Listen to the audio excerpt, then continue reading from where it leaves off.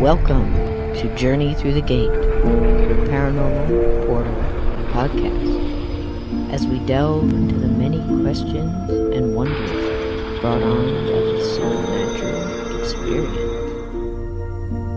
What's on the other side of the gate? Let's find out together.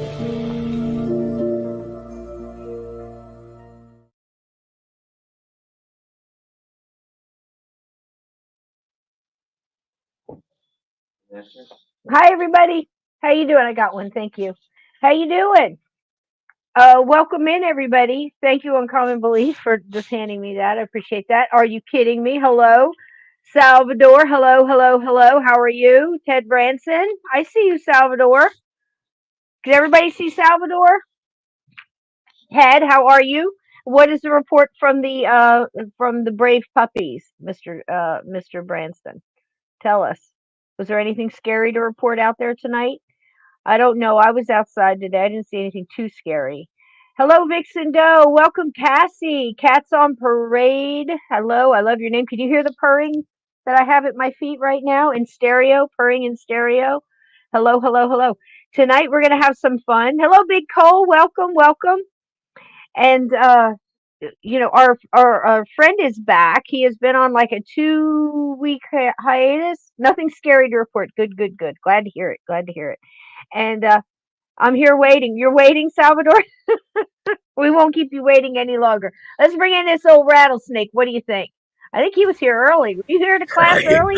I was here an hour early. I can't get used to the time change. I've been on West Coast time for the last almost 20 years, and then I move an hour east, and it threw everything off. Yep. And I stayed put, and I still don't know what time it is. You know what I'm saying? I can tell daylight from dark, and that's about it. Can't tell you the date, nothing about it. Being a bartender, I'll tell you what. One of the best things they ever came out with was those darkening curtains, those black ones with the lining. Something looked like come out of Dracula's castle. I love those things. Oh my gosh! Blackout drapes. I've got some. I'm going to put up here as soon as Sandy takes hers down. Yep. They're great. They're worth the extra penny. I'm telling you, because and when I worked in Las Vegas, you get in those casinos, you can't see out, and that's that way on purpose. You have no idea how much time has passed or what's going on. Just stay there and keep pumping quarters into the machine. Primal Cry, welcome in. Donnie Cho is using his voice text because he is babying that carpal tunnel that he's got going on. And Edna, hello. Welcome, everybody. You see a lot of new faces tonight. I'm guessing that you came in the back door with Steve, which is great. The back door guests are always the best. I see a lot of familiar people here. Are you kidding me? Hey, I didn't get to say hi to you. I was trying to type in the chat over there, but I couldn't say hi to everybody. Primal Cry, I don't think I've seen you before. Welcome in. Hello, welcome. Locals and Beyond, Salvador Soto. Cats on Parade. How you doing, dear? Good to see you. Donnie Cho, hope you get better there, buddy. Salvador Soto, my brother. Good to see you. Chris Jarvis is here. Hello, Chris. How you doing? He's got a big old bottle of cat claw. He can't find it because he got it when he did his tooth. And I'll tell you, I don't think Donnie will mind me telling this. He listened to everything I said. He was getting some teeth extracted, and I said, do exactly what I'm telling you to do. And he did it. And he went back, like, I guess what your visit is 3, 4, 5 days after the fact. And they couldn't understand why he was healing so damn fast. And he didn't tell them. He just let them think, it's just in my bloodline. We're fast healers. He's got that RH negative alien blood. Yeah. They're probably still scratching their head. I had a dentist once tell me, she goes, how long has this tooth been broke like that? And I told her, I said, well, about 6, 7, 8 months. She said, there's no way. This is just a couple weeks old. I said, well, I've got herbal antibiotics. She said, there are no herbal antibiotics. I'm lady, you're looking at the tooth. Don't tell me. I'm telling you what I did. Ghost stories. Yep, exactly. Everybody tries to tell you something. If they take the glasses out, there are no natural antibiotics. And I'm like, yeah, sure. Well, I'm sitting here. Did she have them on the little chain? That's the ones you got to watch out for, that have them on the little chain. That librarian It's gonna be trouble. did. I guarantee it. No shade on any ladies that wear a chain on your glasses, but in my experience, if somebody comes to help you at a counter or it's a double chainer like that, and you got the double chain, yeah, double chainer. This might lady, as well just turn around and walk out. that librarian who told me that she actually had the pearl one. You know, it had like little pearls, really pretty. But she also had the one that held the sweater. Remember when you Yeah, the worked? little clasp with the. Well, you didn't want to commit to the whole sweater by putting it on. You just wanted to put it over your shoulders, and you had that little chain that kept it on. That was some funny shit. But she was a Yep. double chainer, so she was she wasn't playing, man. She wasn't playing. So how you been? I ain't seen you in a couple weeks. God, Good, it's been good. like 3 weeks. I've been busy. Halloween almost killed you. Day of the Dead Yeah. almost took you out. Well, I did 31 nights of Halloween, did that in a row, and then did that live stream. Simulcasted on both my channels. And I was afraid to try to come into yours. I didn't know what it might blow What up it and might how do? far. So We'll have to try that one night and just do it to where just see. you just click into me with your phone or something, and you can come in, via your phone and See how have many that up channels we can be on at a different once. angle, and I'll call you with my phone, and we'll go on yours with this live stream at And double just double. quick announcement: Thursday morning, 8 a.m. my time, Mountain Time. So that's 10 or 11 Eastern Time. I don't know. I'm going to be on with Bigfoot Michigan Rob talking missing persons over there. So Bigfoot be Michigan sure to Rock. There's join that her. name again. That's been coming up all week. I must be desperate to meet him or something because I keep hearing this name. He's a good guy. I like I love Rob. people with 3 names that aren't serial killers.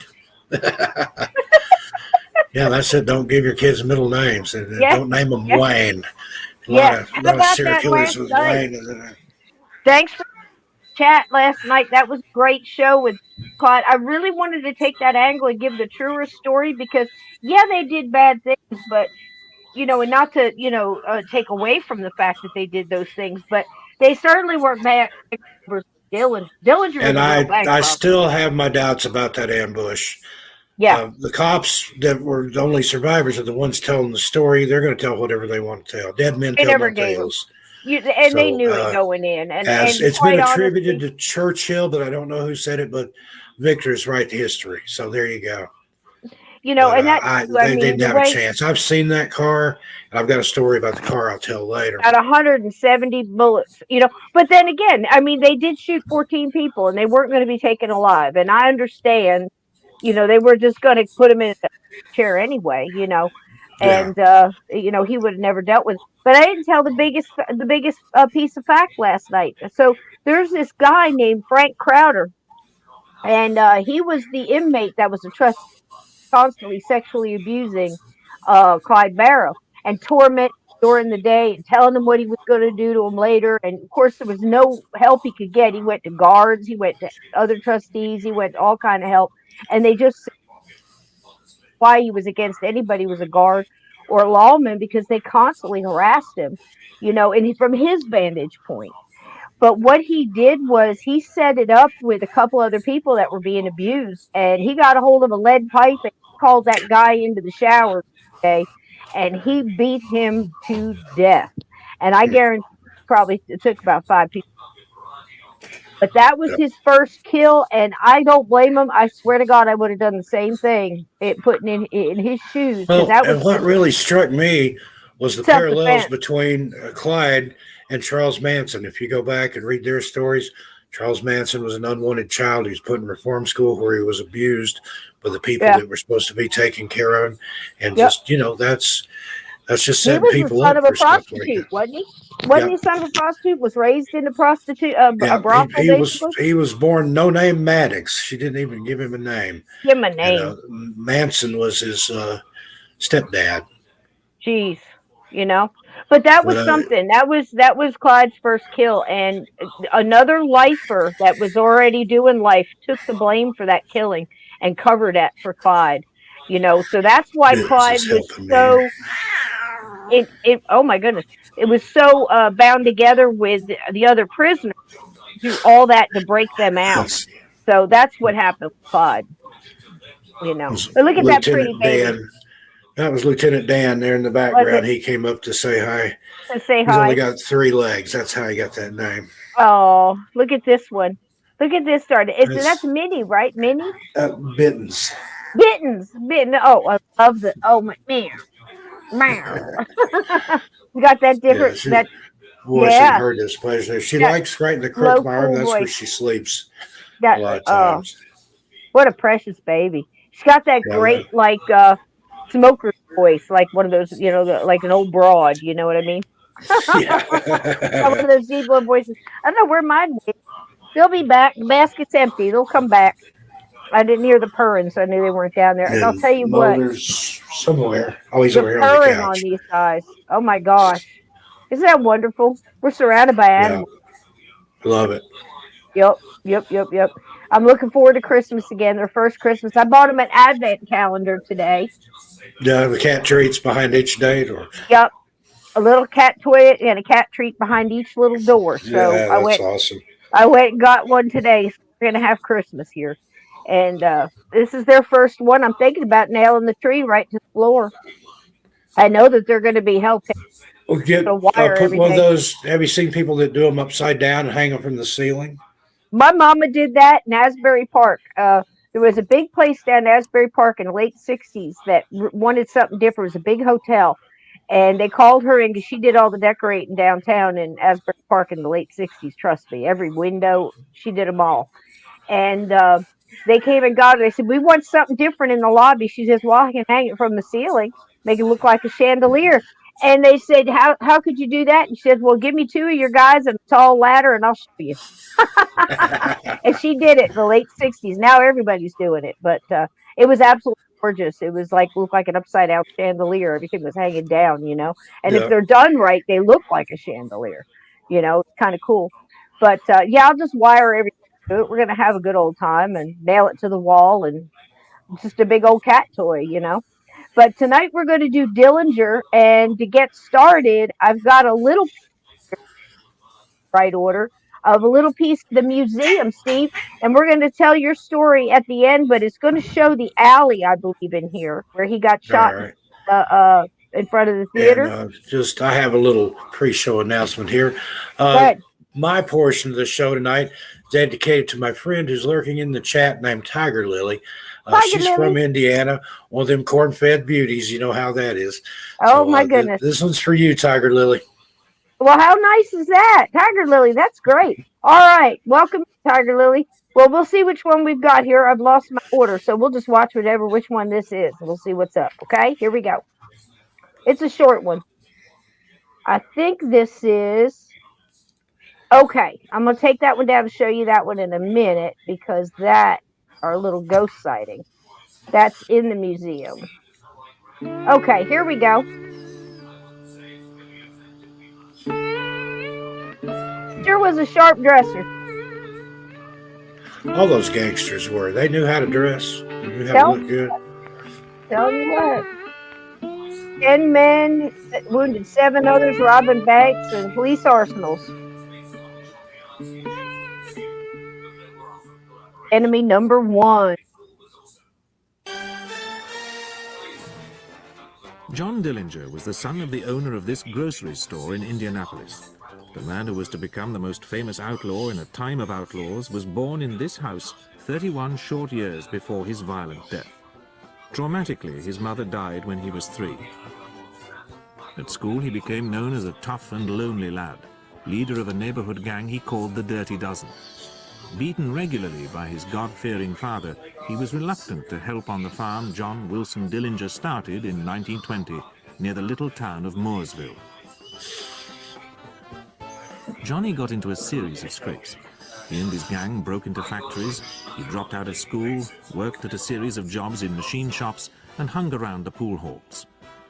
One night in 1923, his father refused to let him use the family car, so he stole one. Picked up on suspicion by the local police, he was afraid to go home. Instead, he enlisted in the Navy, but discipline and John Dillinger didn't go together, and he deserted from the USS Utah after only a few months. By the age of 21, he was back in Mooresville. There he was arrested again, this time for stealing chickens, but the sentence was quashed. Impulsively, he married a teenager and moved in with her parents. Under her influence, he got a job in a furniture factory as an upholsterer and joined the local. He had good reason. With part of the proceeds from the bank robberies, he had smuggled a barrel of guns and ammunition to friends he had left in Michigan City Penitentiary. So it's a little jumpy because it's old footage. As the gang crisscrossed the Midwestern states, In Dillinger's first spree of robberies, the American public turned a villain into a hero. Along with Pretty Boy Floyd and Bonnie and Clyde, he appeared to embody the hit-the-rich heroics of the legendary Jesse James. The disillusioned public of the Depression years felt that the banks, with their high interest rates and eager foreclosings, could well afford the losses. A shocked President Roosevelt appealed for a change of attitude. Can be stopped, and it will be stopped. Dillinger's supporters were shattered when he was arrested at this house in Tucson, Arizona, and disarmed by a local posse. Fire had broken out at the Congress Hotel where the gang was staying. They gave the firemen a $12 tip.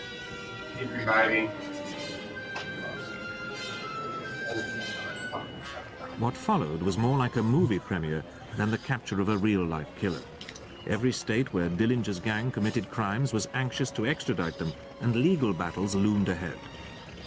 Indiana moved fastest, and before a writ of habeas corpus could be granted to keep the gang in Arizona, its lawyers laid on aircraft to get Dillinger securely back there to be tried for murder.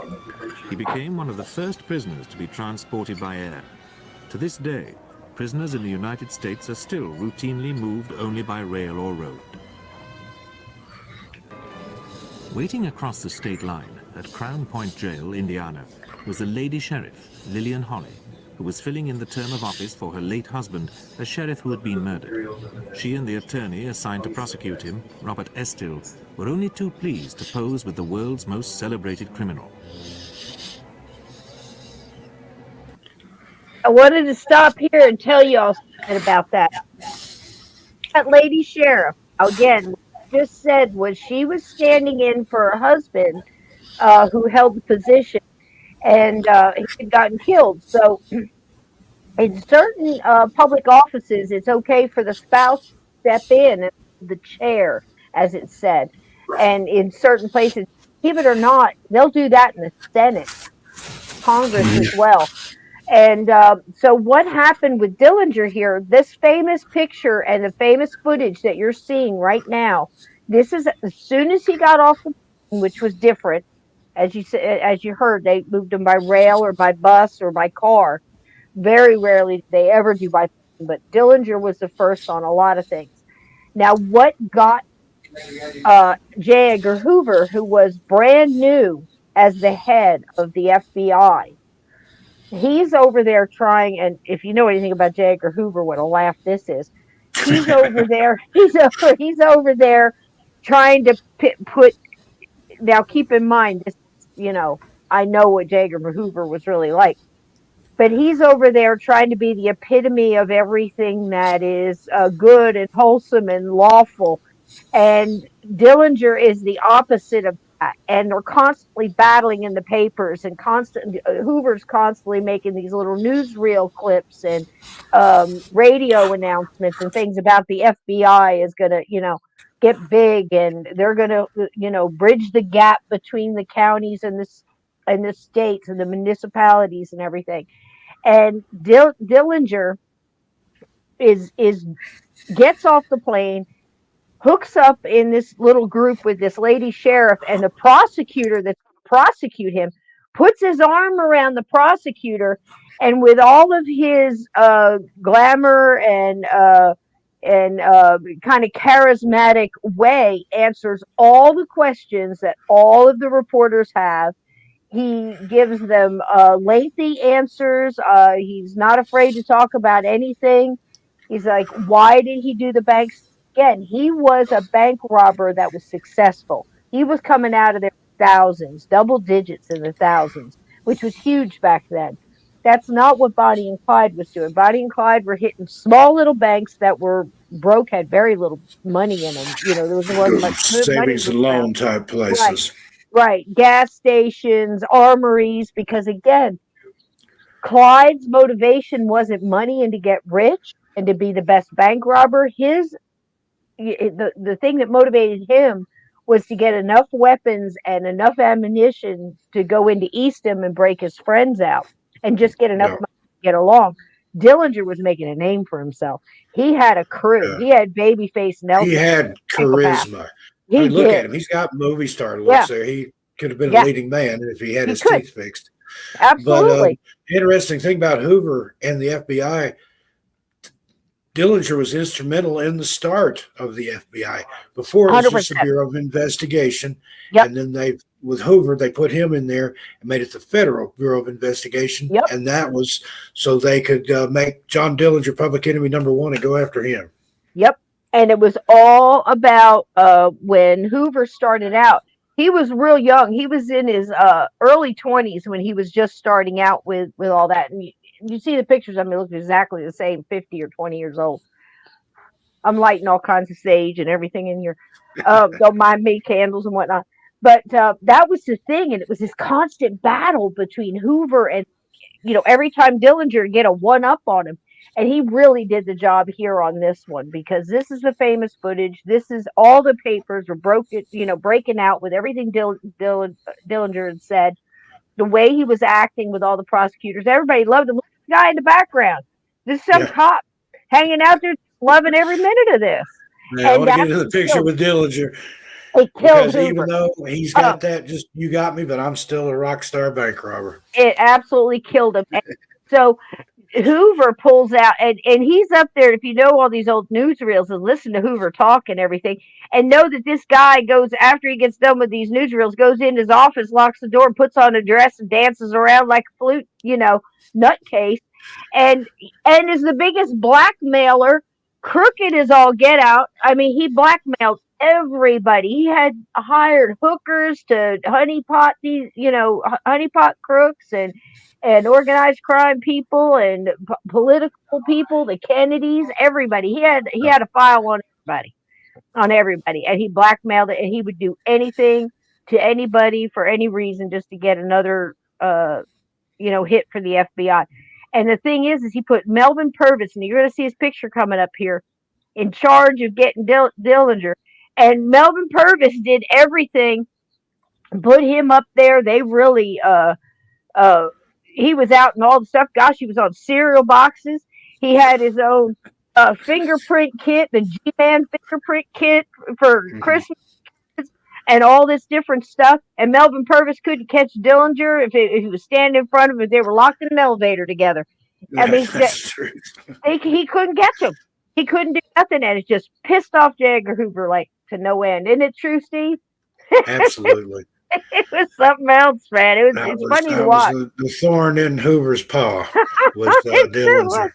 Sure was, man. And Dillinger knows it too, and he used it. It's funny. A local judge refused to sign an order transferring his prize to Michigan Penitentiary, a decision that was to lose all three of the publicity-seeking officials their jobs. For as soon as the rifle-toting deputies were removed and things had calmed down a bit, Dillinger persuaded his lawyer, Louis Piquet, to bribe a corrupt judge to smuggle him a gun.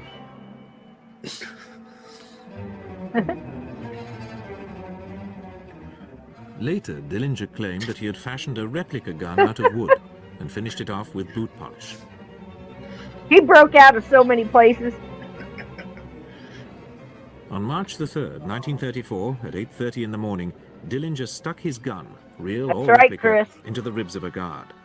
Walking through this kitchen, he collected some machine guns from a locked closet and armed a fellow prisoner to help in his escape. With the guard as hostage, they walked out of the side entrance. Definitely Ted Branson. That's what I was thinking. These gates to make sure the coast was clear. It was. They walked through the police garage, which was unlocked and unguarded. Then they strolled right round this suburban block at a leisurely pace to avoid suspicion. Very true.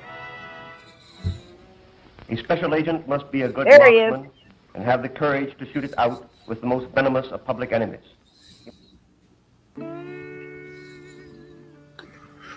Melvin Horace.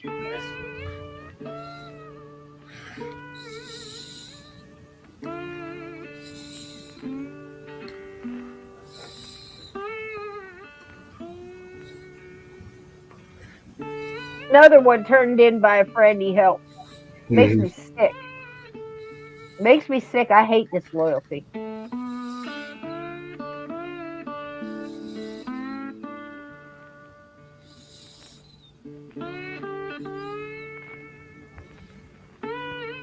Great song. Dillinger had taken about one step into the alley. The agents run up behind him, push him to the ground,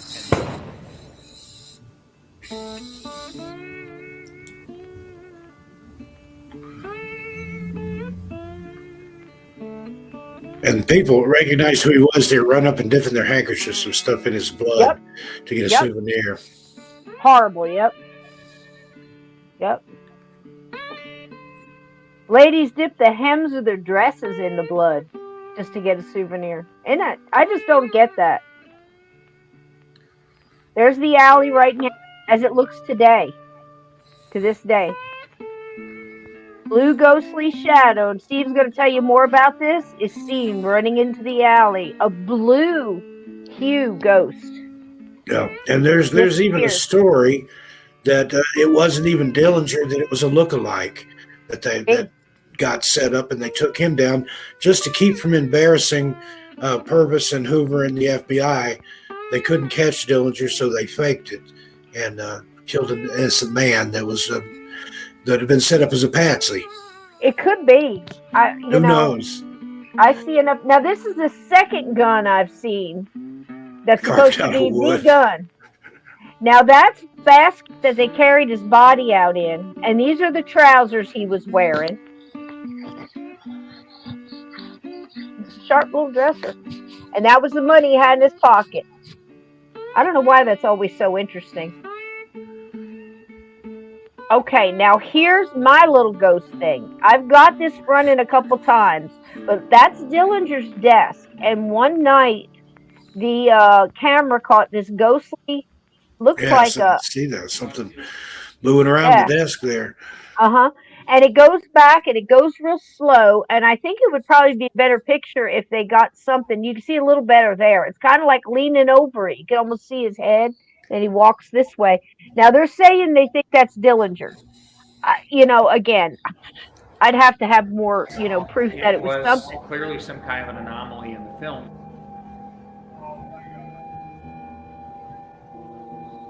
And that's the dresses that the ladies he was at the movies were wearing, except the famous dress in red, the lady that wore red. That's not in this museum. And that was what they knew to look for. She was going to attach herself there, walk out, and that was who they watched for to know that they had Dillinger. Yep. And but I hate everybody knew him. His face was all over the place. How could they not know which one was Dillinger? Right, yeah. And the last, and there it is. That's what it looks like. It's like a blue ghost and then just disappears into the cement. And his alleged last words were, "You got me." You got me. The FBI claims that he didn't have any last words, but people that were there that were near the theater or in the alley after the shot claimed that he said, "You got me." Right. Maybe that was before they shot him. Maybe that was when they knocked him down.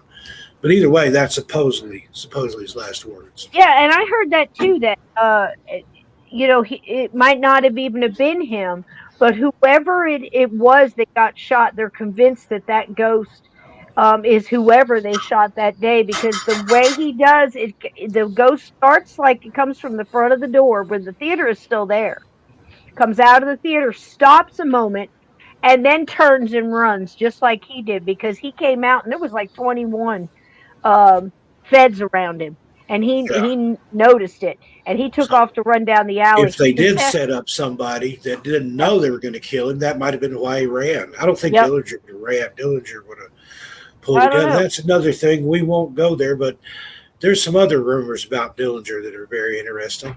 Dillinger packed a big gun, and I'm just going to leave that there on the table. That's true. That's true, Chris Jarvis. That's funny. And the lyrics, All in the Family. Hoover again. Well, now Herbert Hoover and J. Edgar Hoover are two different. The pansy.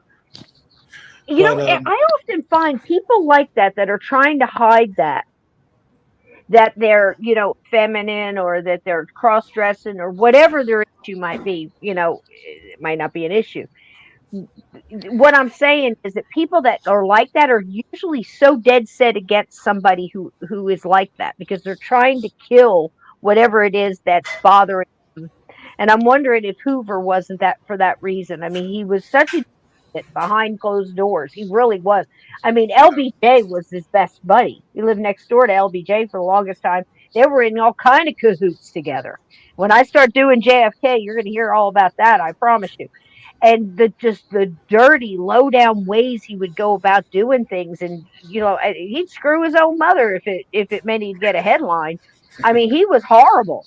And the way people would come out and just be that two-faced and just, to me, honest to God, I hate to say it like this, but in a lot of ways, to me, the crooks and the criminals were more loyal and had more morals than a lot of these people that were chasing them and pretending to be, Oh yeah. have all these more It's morals. like I Yeah, talked to some older people when I was in Vegas that was there in the mob days, and this old lady told me, said the mob took care of us.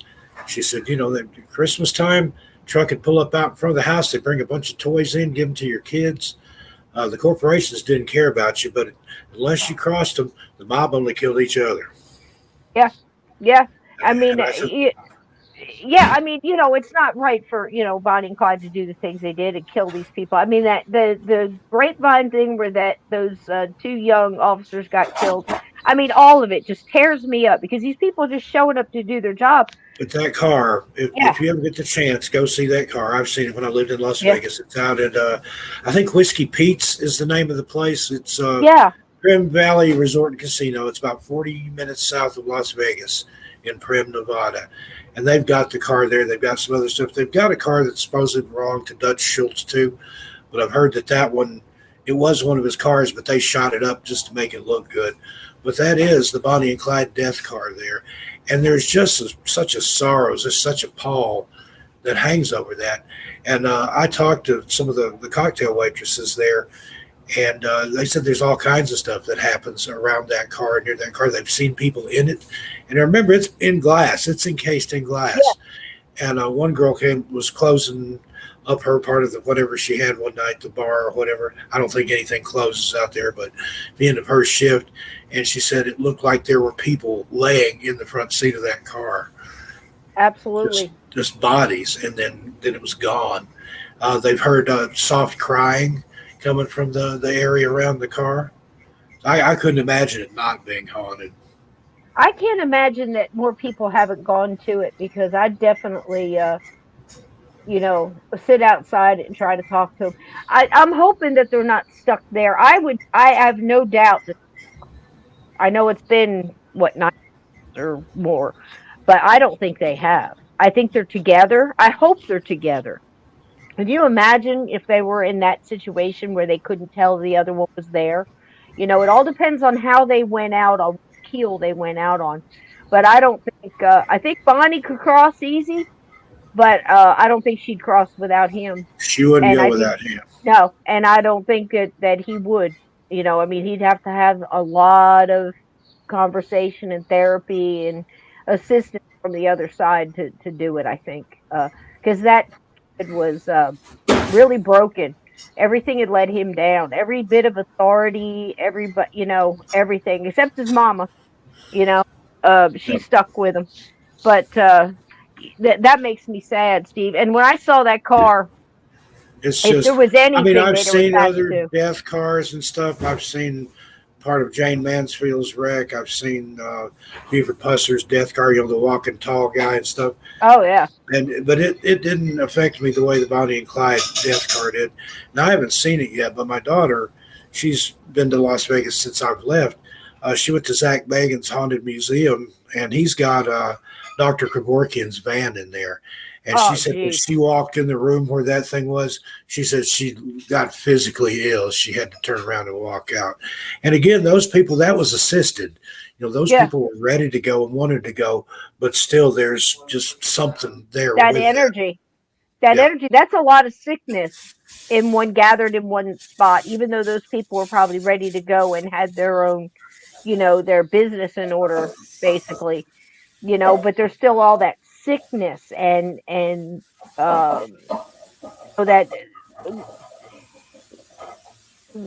feeling of sorrow and what was it's going on. real Yeah, melancholy and just a yeah, sad for the Bonnie and Clyde car. It was just I wanted to cry. It was just like that wasn't right. I don't care what they yeah, did. yeah, You get a right to due process, a trial. yeah. Then put them in the chair, whatever you want to do, but you don't ambush them and shoot two kids 170 times. That's just a little And they knew excessive, they were in going to my do it. And I opinion. think everybody that walked up that hill had, even the kid that went to school with them and knew them, went to school. I mean, he had years with them, knew them both, had to understand on these things. And it just, they had to live with it too. But it's just like being a soldier, I guess. You just go in there and you like, I got a job to do. But there was never, don't believe any stories that said that they walked out in front of the car and told him to surrender. None of that happened. Yeah. They never left They the hid bushes. in the bushes. To me, Never it left. was cowardly the way it happened, and Yeah, I they don't just hit have him. anything against the police, but I I think don't worse like of the guy the of way that was Ivy handled. Mifflin.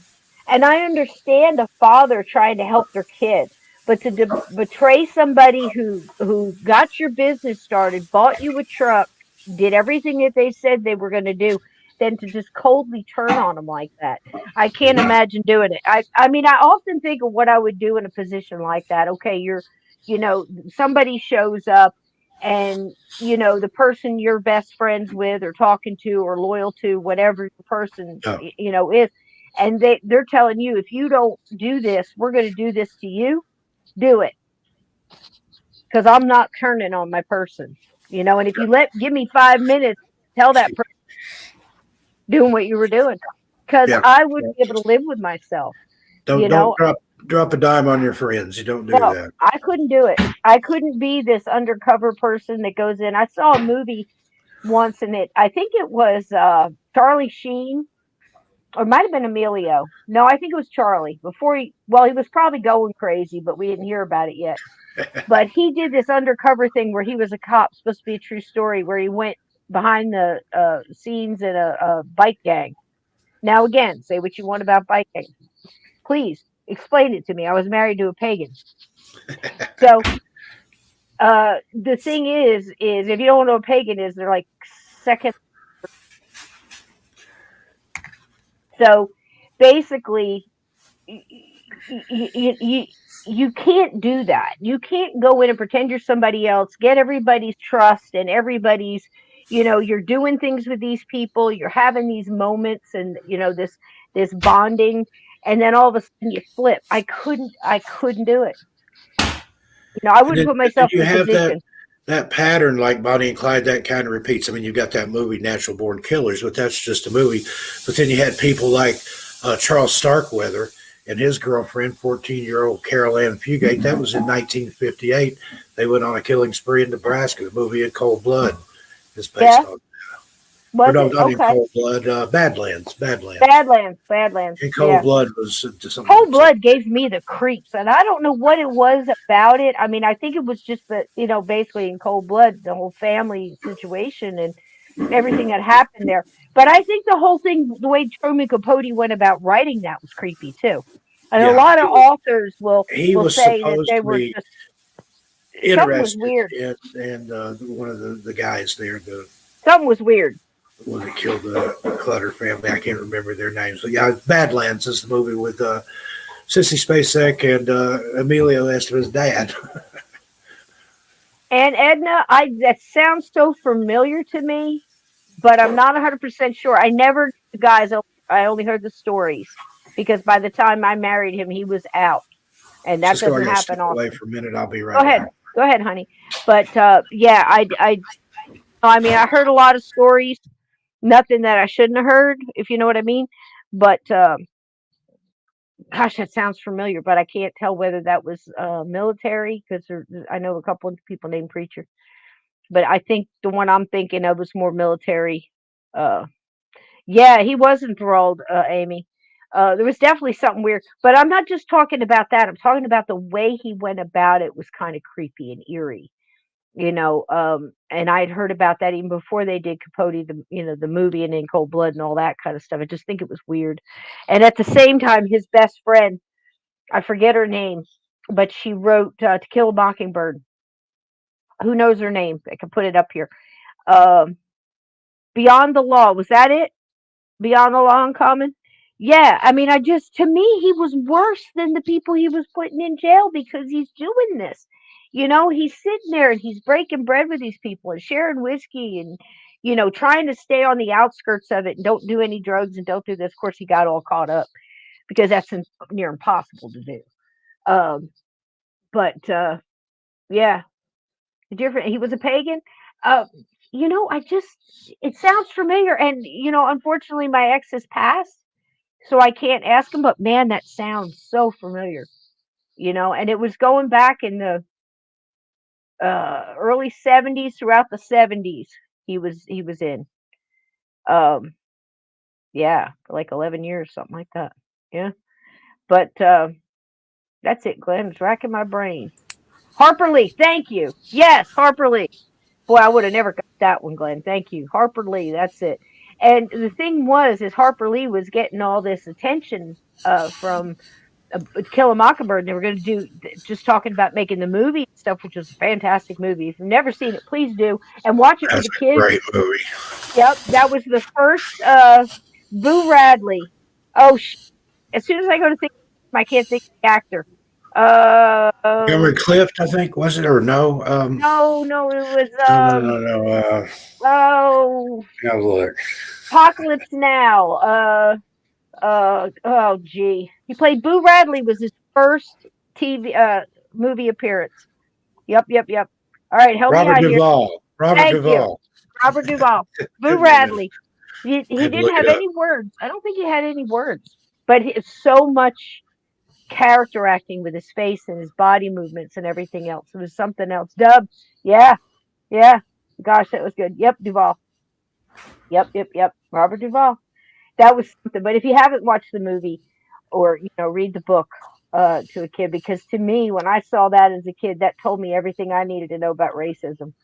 I always hated it. And I don't know if it was Disney or who, there exists a cartoon version of To Kill a Mockingbird. Oh, really? I did not know that. I think it's been one of those that's been pulled and suppressed. Yeah. Because it's not politically correct, kind of like Song of the South and some of those. There was a cartoon version of. I love that movie. I did too. I saw that when I was a kid, and it just on TV. Yeah, I saw it in the theater. They replayed it with Cinderella, and I didn't care about Cinderella, but I went to see Song of the South. I can remember seeing all the cartoon, like the little birds and stuff that were cartoons singing when he was singing. Oh, what was the song that came out of that? And Edna, you can answer probably this one. Zippity Doo Dah. Zippity Doo Dah. Zippity Doo Dah. Zippity. Yep. That was it. And all the little Mr. Bluebird, and they were all the little cartoons. I think that was Song of the South. I may be getting my Disney movies mixed up. It was. But there was some song that came out of it that was I always thought that was the first movie that ever had live action with cartoon, but it wasn't. Do you know what was the first? That would have been my guess. Jeopardy, I would have lost because I would have Song of the South, but it wasn't. It was beat by one movie. I know it, but I can't. An American in Paris. Okay. Because I was trying to think of Harvey with Jimmy Stewart. That was such a good flick. Harvey was the one great. with Don Knotts where he played a fish or something like that. That was the Incredible Mr. Limpet. Mr. Limpet. But I think that was all cartoon, or was there live action? I don't remember. No, it was both. It was both. I haven't seen An American in Paris. Years. Yeah. Yep, Gene Kelly danced with Jerry the Mouse from the cartoons, Little Jerry, Tom and Jerry. Yeah. He danced with Jerry the Mouse, and there was a couple other little things in there. But I would have also thought Mary Poppins, because you've got what's his name, Van Dyke, dancing with penguins and stuff like that. But it was Gene Kelly. I was shocked.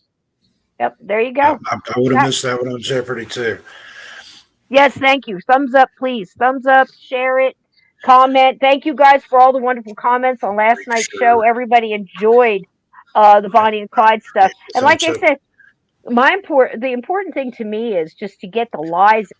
Bonnie never shot that cop. She might have shot other people, guys. I don't know. I wasn't there. I wasn't with her the whole time. I don't care what people said they had in their hands. They had nothing in their hands. They had no chance. She had a Again, magazine that was on her their lap. story. You don't know. Yeah, they were They eating. claimed the gun came up over Yeah, the car window. Who knows? no, they didn't have a chance. That thing stopped, and it just 2 shots rang out from that nervous cop, and then bam, bam, bam, and then everybody just shot because Yeah. everybody was so tense and nervous. They'd been in there for days, and then all of a sudden, this is it, and the Here they guy come. makes the guy makes the the whatchamacallit that Ivy Mifflin, Henry Mifflin's father, may have gone to the car and said, "Where's Henry?" He may have not, but he didn't even want to do that with the tire and all that, but he did. He did, and they planned this for a long time, and he kept his mouth shut, and he never let them know. I mean, it's just, again, I just think when things start going bad like this, look, I mean, with Dillinger, I don't know if you guys know the story or not, but the lady in red was she was a madam and a prostitute and many other things, and she was from, I want to say, Romania. I could be off on that, but she was here on a visa, and basically she overstayed her visa. And FBI found out about it, went to her and said, "Look, we're going to deport you if you don't help us set up Dillinger." So she said, "Okay," and set him up. So she wears a red dress, and she goes and she sits there next to him through this whole movie. And then the movie they were seeing, it's in this next little video clip I've got for you. But it was, oh gosh, I can't remember the guy. When I see his picture, I'll remember it. But it's, they're watching the whole film and everything. And then they walk out, and then she kind of hesitates and hangs back a little bit, lets him walk forward, set him up. Yeah. I mean, not one time during that movie could you go, go get popcorn and maybe not come back. Something. But, there They you must go. have really had something on a deportation or criminal charges or something. I'd have for her gone play to him and along said, in that situation. Yeah, I would have said, hey, go out the back door. yeah, go, just enough money to Take get me a with cab, you. and I saved I'll your be up. ass. Let's get out Yeah, of here.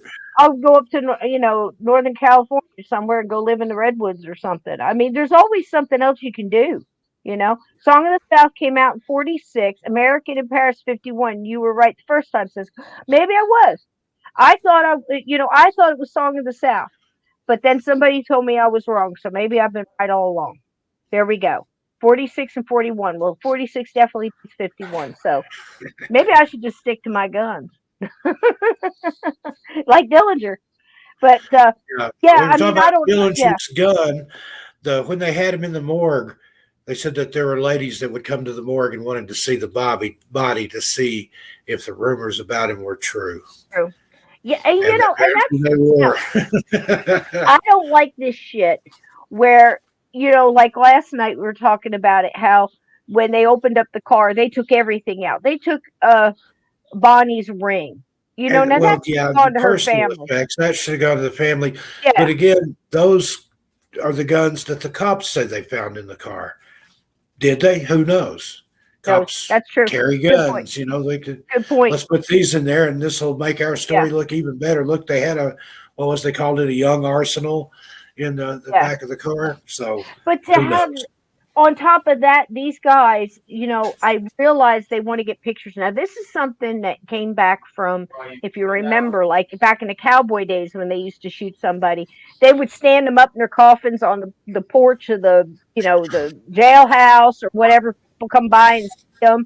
They would embalm them, stand them up there for days, wouldn't they, Steve? Oh, yeah. Sometimes they've even sold the bodies and after they were embalmed and took them on tour.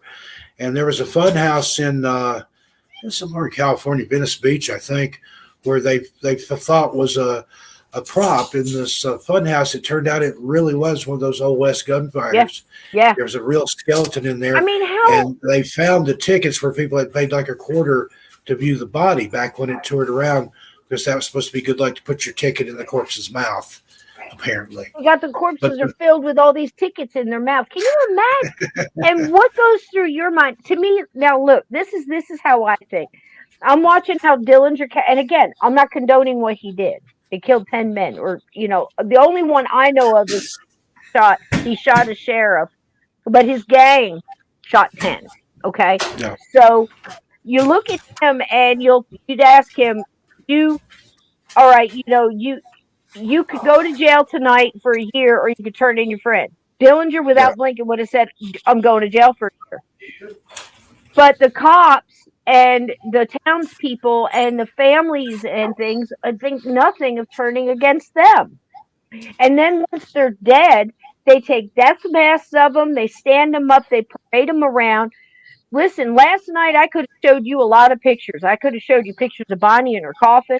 I could have showed you pictures that went around to all the cops that had Bonnie laying naked on a table with her left breast blown off.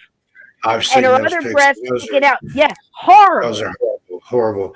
It's and like Marilyn Monroe's death pictures. And they're standing around taking pictures with it. Who's the worst person here? But the problem I have with it, I believe in constitutional law, and the Sixth Amendment guarantees criminal defendants the right to a speedy trial, or a trial without unnecessary delay. You don't ambush them and kill them, whatever they did, how many they killed. I don't think they tried to take them alive. You have a right to a trial and a right to speak your piece. Yeah, right to an impartial jury, know who your accusers are, depose witnesses, have people testify both sides. I mean, it would have been a spectacle for sure, but I just don't think Bonnie and Clyde deserved it. Right. I mean, maybe they deserve to be punished for what they did. Let me clarify that. They did wrong. But the way they took them out, that just They might have gotten a chance to tell their story, why they were like they were. She might have gotten a chance to tell people, I didn't smoke cigars. That was a joke, and that was meant to be among us, not for everybody to take and plaster over every newspaper that there was. They were funning around. Have you ever funned around and took pictures? And now these pictures, 90 years of Bonnie, smoking a cigar and stuff. And again, now I'd look at it like anything about smoking a cigar. And but what was it said last night? She wanted people to know that she didn't smoke cigars. She just posed with that one. Right.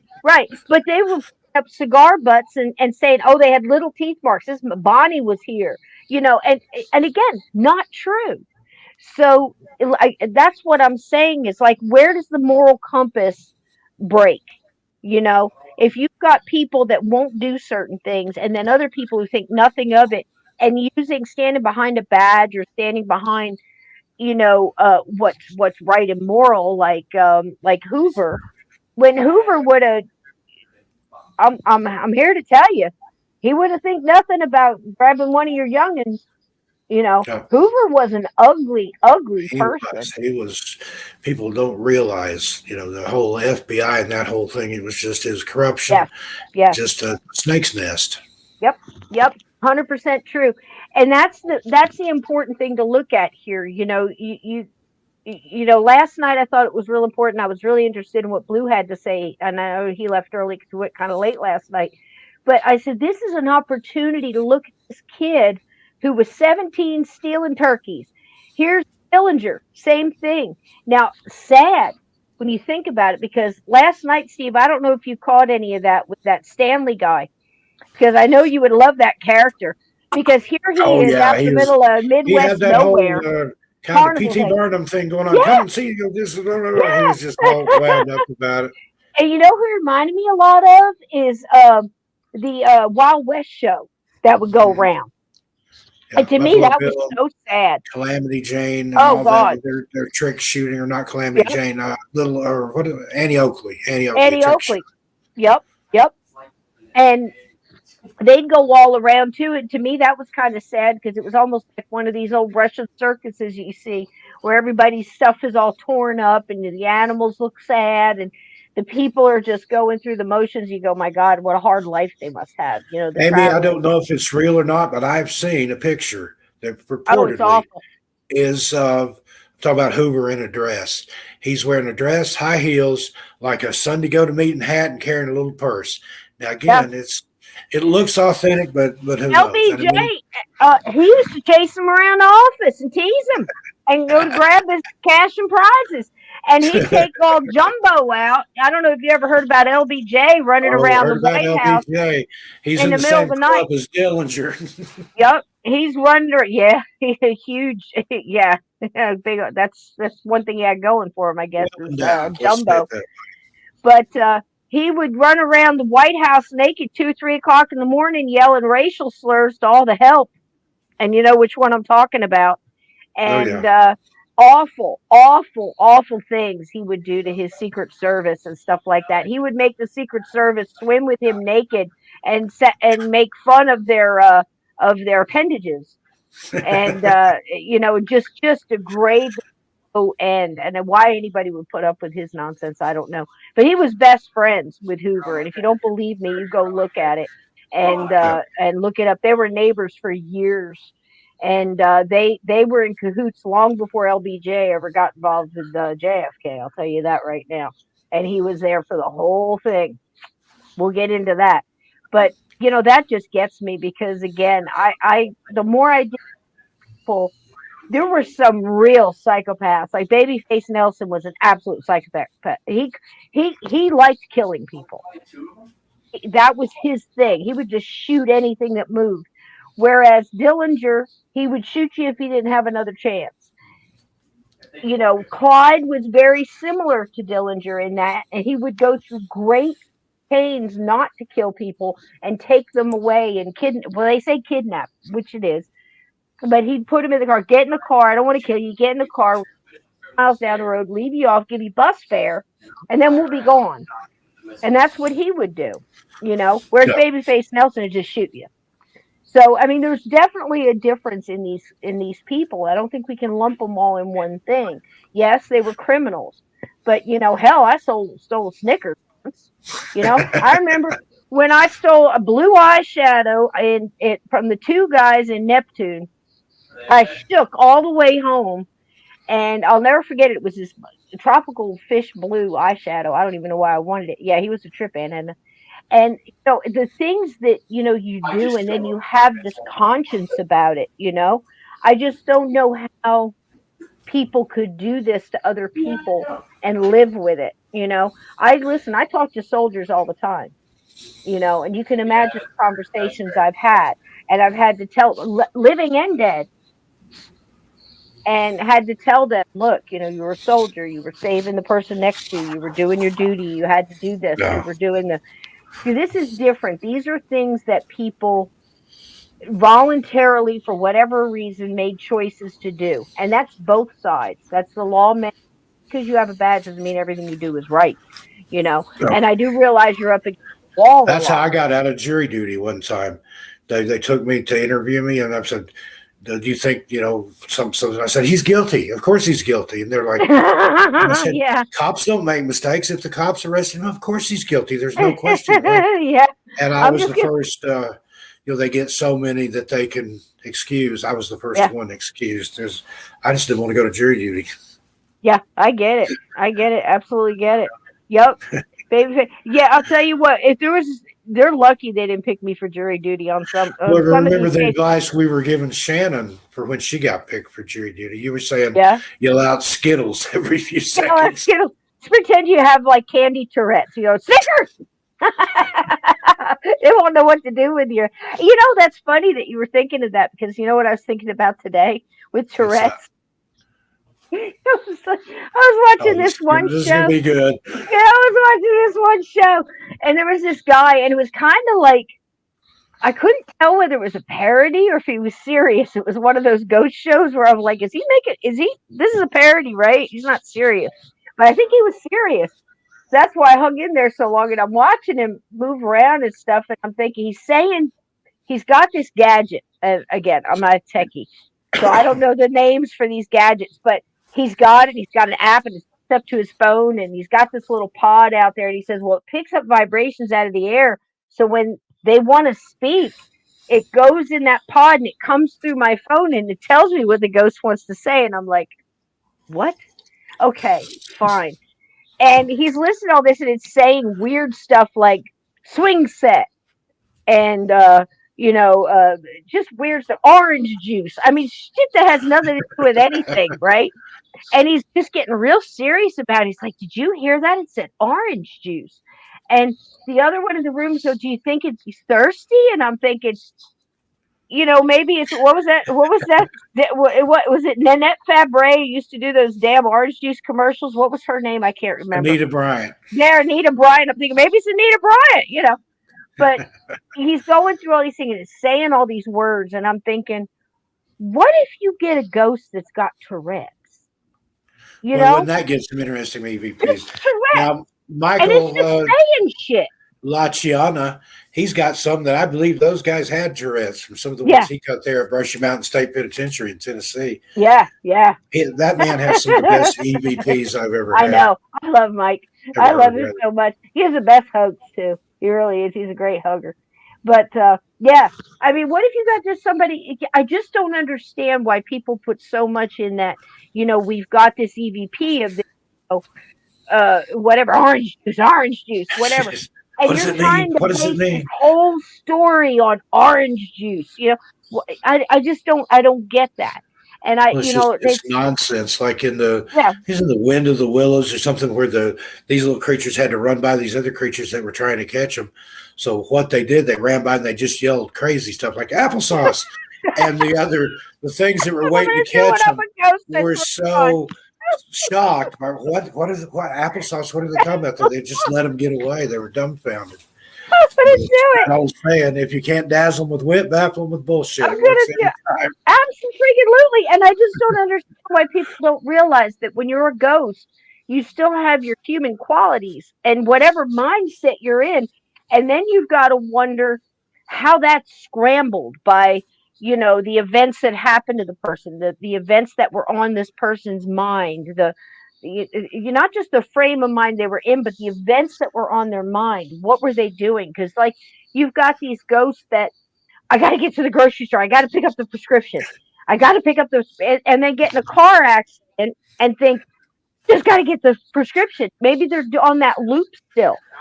Maybe they got to pick up orange juice. I don't know what's going on here in the chat. But Cats on Parade says her safe word is pineapple. Mine, you want to know my safe word? Meatloaf. Yeah, I do anything for love, but I won't do that. But I won't do that. I hear you. Meatloaf. There you go. Meatloaf. I get it. Take a little long to get out. Yep.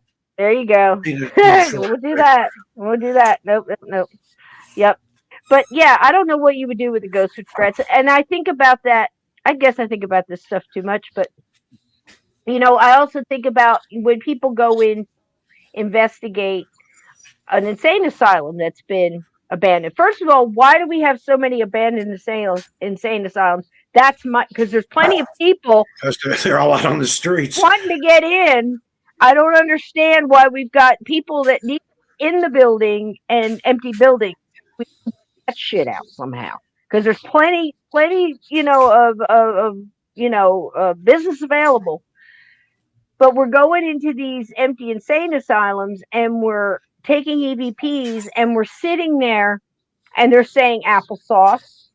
And they're like, and then you got to remember, it must this be was an insane lunchtime. asylum. What do you think they're going to, they're not, because they're not in their right mind anyway. What kind of drugs were they on? What kind of frame of mind had they been abused? What are you doing? Because you're not going to unscramble that. You go to an insane asylum and sit in the middle of Gen Pop and have conversations with these people, and you tell me how much of the story and the historical accuracy you're going to get from these people about what went on in that building. And now you're talking to them when they're dead and stuck in whatever horror that they're stuck in. And you're not trying to help them. You're just applesauce. It must be lunchtime. Maybe they served applesauce. And you're talking 45 minutes about applesauce. Strawberries. You ever seen the Kane Mutiny Court Martial, where Bogart was obsessed over the strawberries? What happened to the strawberries? Somebody took my strawberries. You remember that movie? Yeah, I do. I don't think I saw that, but I think I heard something Kevin about Kevin Clow, I'm sorry if I butchered your name. His safe word is apparently New England clam chowder. By the time you get that out, whatever's going to happen's already happened, buddy. New England a bird froze. That's funny. That's funny. Yeah, the secret's in the sauce, Cats on Parade. I don't know. I just, Steve and I pulled this up tonight. We wanted to tell you a little bit about the Dillinger thing and the ghost. And I thought that was a very interesting concept, because we don't know just because we don't know if the ghost is Dillinger or the patsy that they may have set up, because there's more to that. There is a ghost there. It means there's right. more to that story.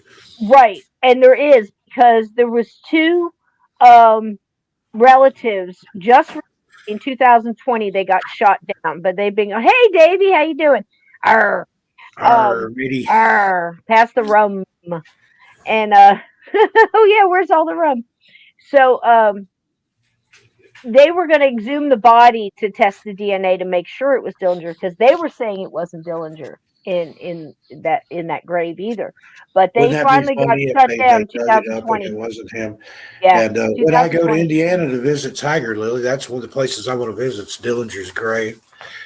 James Dean's grave's there too. Yeah. Oh, James Dean, that's another one.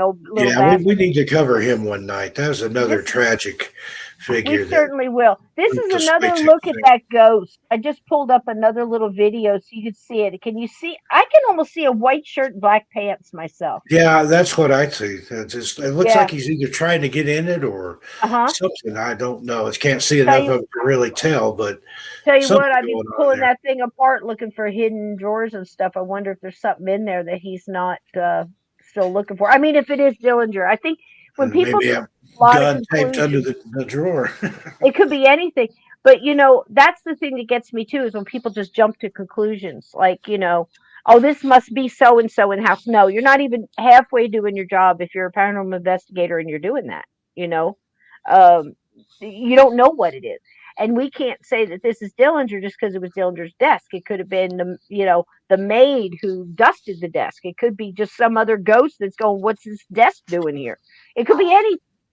But they're, of course, saying, just like they do in Ford's Theater, that the light in the balcony is Lincoln. And I say, I don't think it is. I think it's Booth.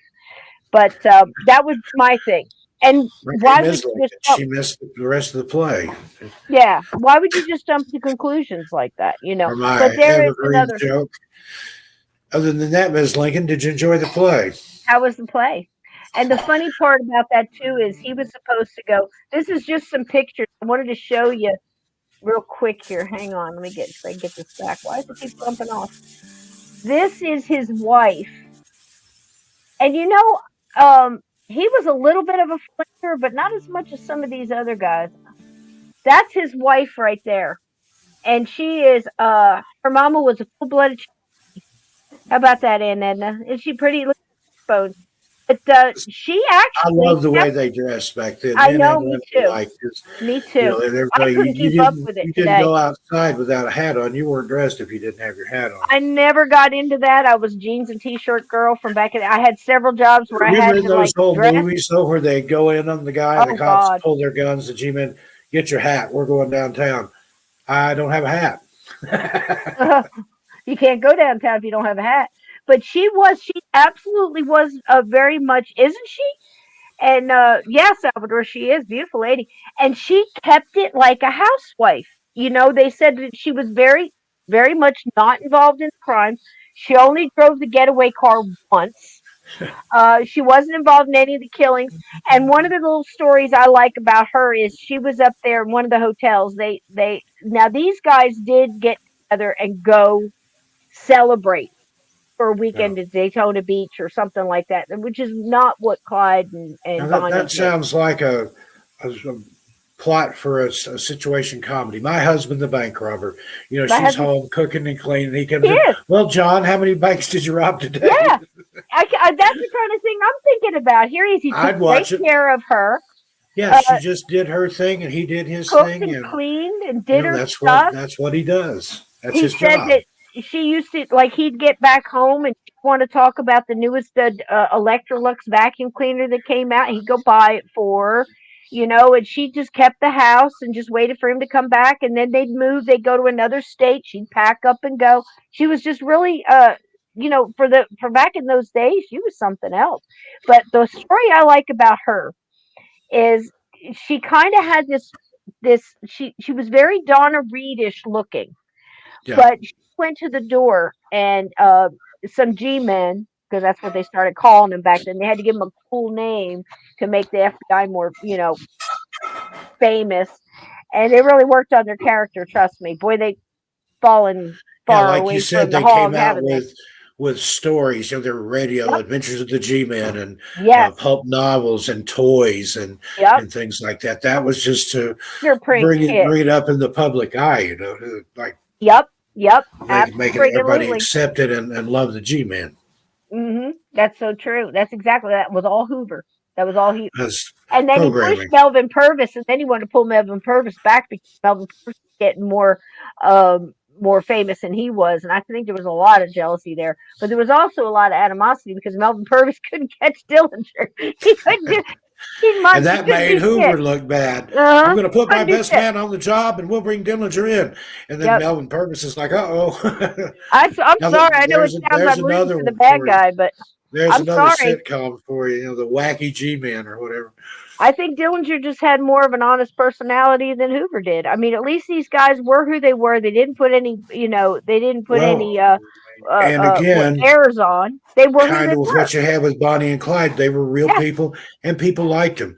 People would hide Dillinger. He was before when he got wounded. Before he went to his father's house, and then holed up in a brothel owned by the woman that eventually became the woman in red that turned him in. Yep. So and I think less of her than I do of Dillinger.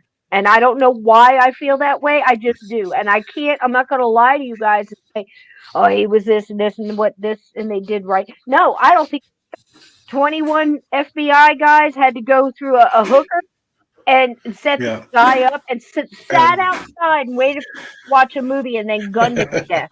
Not going in and arrest him. Walk in the theater. That's what I'm saying. Come with us. They're not going to open fire in the theater with people in there. I don't think Dillinger would have either. I think he 4 times in the back. 4 times in the back. Once in the front. Now, what does that tell you? In my day, you shot somebody in the back. People called you a coward. That's why in Native American culture, if you were brave and you held yourself and you were, you had, masculinity about you, whether you were a woman or not, warrior or not, you had that warrior mentality. You usually lived. They had respect for that, and I think if they Dillinger a chance for going in and arrest him, he never resisted arrest. He would have went along. No, he would have just broke out again or got somebody to break him out or done his time and then just carried on where he left off. He didn't care. 21 FBI agents had to surround him and get it was the same thing with turn him in. Elliot Ness. When all that happened, there was a serial killer in, I think it's Cleveland, Ohio, or somewhere like that. That was killing people, leaving them in a place called the Ditch. It was actually a little community. Yeah, there's been a lot of people that have given a black eye to the FBI, so to speak. Well, again, when you stand behind this lily white flag of wholesomeness and goodness and law abiding and upholding, you damn well better do it. I mean, I once had a conversation with my son. He wanted to be a police officer as long as I can remember. And, as a young kid, he would, even in school, everything he did, he made a decision that, I'm not going to have a blemish on my record because I'm going to be this. He was an explorer. He was doing all kinds of, And I asked him a question once and I said, okay, let's see what kind of a police officer you're going to be. I said, I'm riding down the road. And he was like 10, 11. I'm riding down the road and I'm speeding. I'm breaking the law. And you're the cop and you pull me over. Do you give me a ticket? He said, are you my mom? I said, yeah. And he says, no, I'm not going to give you a ticket. I'm going to let you go. And I said, you're going to be a lousy cop. Don't even bother doing it. There's a guy out here. He's with the Bureau of Land Management. He gave his own mother a ticket for doing something on BLM land that she wasn't supposed to do. Don't make cuts for nobody. Go by the law, and that's it. Ever. And he gave his mom a ticket.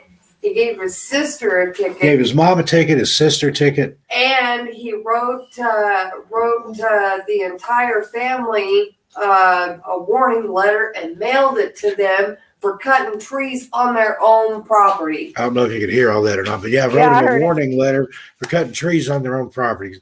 Sandy knows the guy, knows of the guy. Yeah. Well, see, that's what I'm saying. If you're going to do it, from what I hear, stay away from it.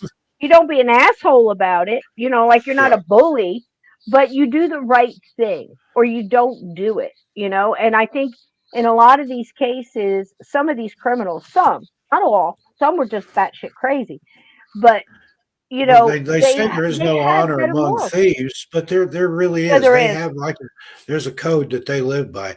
I mean, I guarantee you, he didn't have a problem robbing banks, but he wouldn't rob a widow or an orphanage or take money out of the plate at church. You know, he had convictions, he had morals. What He is thought, Davy? that's what they said. The banks could afford it. Give your mom a what a jerk. I get you, Amy. But would you give your mom a ticket? Is that the question you're talking about? Because I'm just saying, if you're going to be now once you get past that moral, line that you've drawn your line in the sand. If I'm going to be a police officer, I'm going to do it by the book. That kind of thing. I'm not saying asshole. I'm saying, don't go in and go, I'm going to give all my friends a cut. This guy, but I'm going to give a guy over here a ticket for the same thing. Well, now you're wavering. Okay, Dave, gotcha. Yeah. Now you're wavering back and forth, and you're going to be a wishy-washy person. And once you start doing that, man, that's a slippery slope. It really is, because if you cut it once, you're going to cut it again. You're But either this going to lady, uphold the law or you're or you're not. not. That's There yeah. it is. Whether you agree with it or not, because you got to And understand that, a lot of because these you're a cop, cops, I you might not watched agree with some the of law. those channels. There's one called Audit the Audit, where they call cops on their stuff. There's so many cops that don't know the law that will try to detain people for no reason or make them show ID. And now some states have that law where if an officer asks you for your ID, you have to show it. Some states don't. But a lot of cops don't even know the law that they're supposedly upholding. That just amazes me. I'm going to tell you what, I'm not the best driver in the world. Now, listen, I can drive some shit.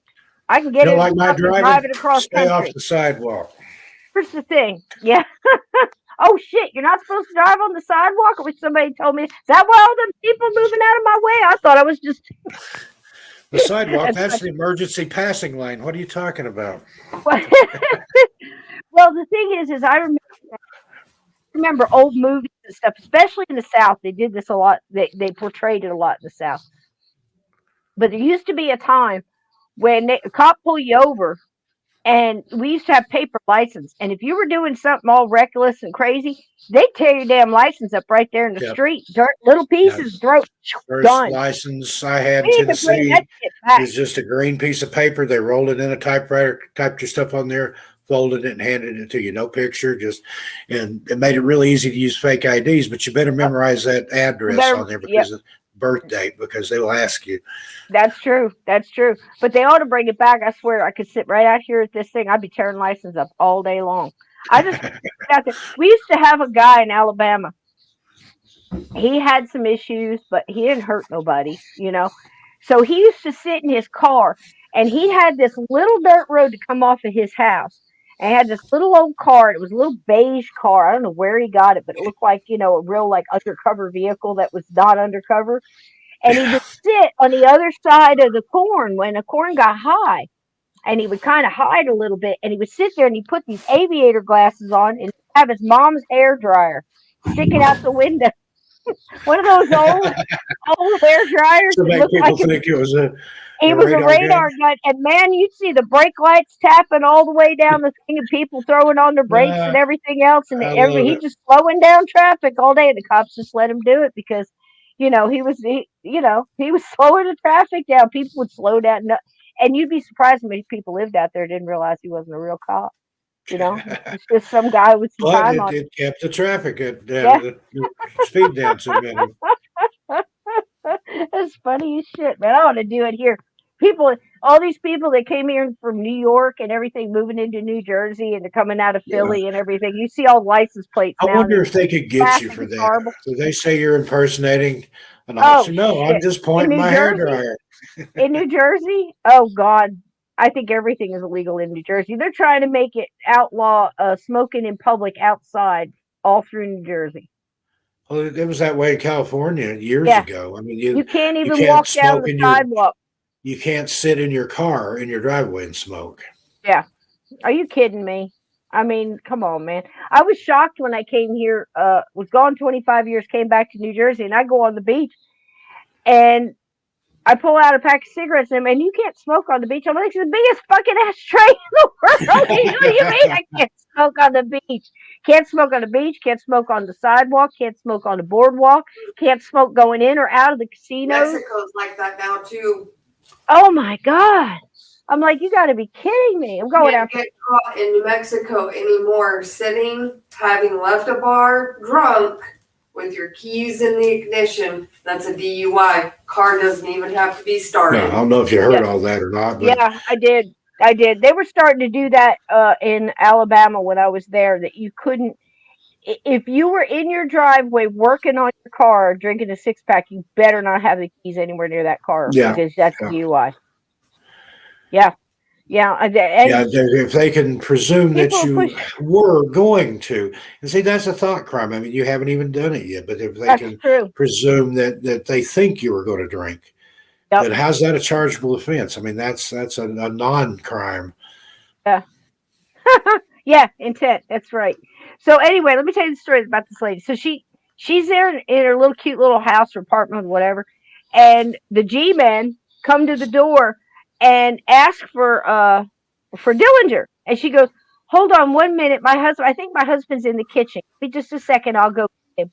And she shuts the door, and she goes, and Dillinger answers the door with a Tommy gun, and they took off running. Yes. And they took off running. They were not ready for that.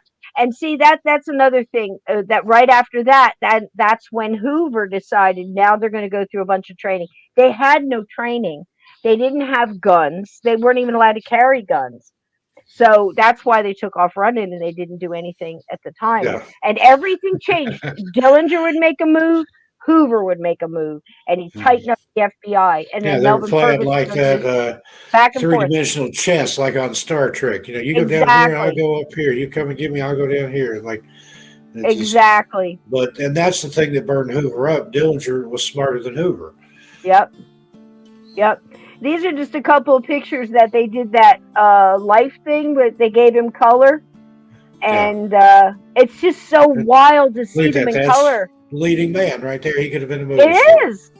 He is, and raised by a single father, and he beat him often because he felt that's what God would want him to do. So here's another one that was raised. You know, his dad worked. Little mustache action going on. I know. There. That was towards the end. Yeah, he had that going on. He did all right. I love that picture. He's just like, posing with my fans, even though they're taking me to jail. Yep. And this is when he did all that with all those questions and everything, and talking to the press. And look at that. He knew what he was doing. He knew what he was doing. That's a sly devil right there. Yep. Pulled their pants up to their chest, right? Yeah.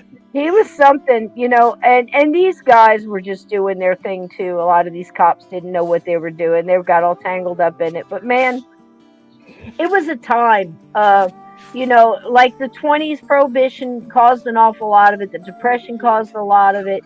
But this was the 30s, and all of this happened in about 18 months, man.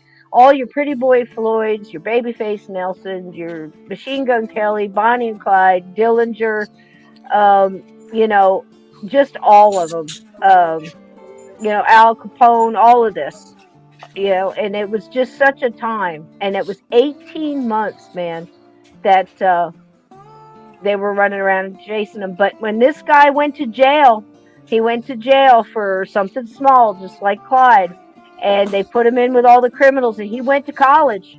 He sat down, he talked to all the bank robbers. What banks do I hit? When do I hit them?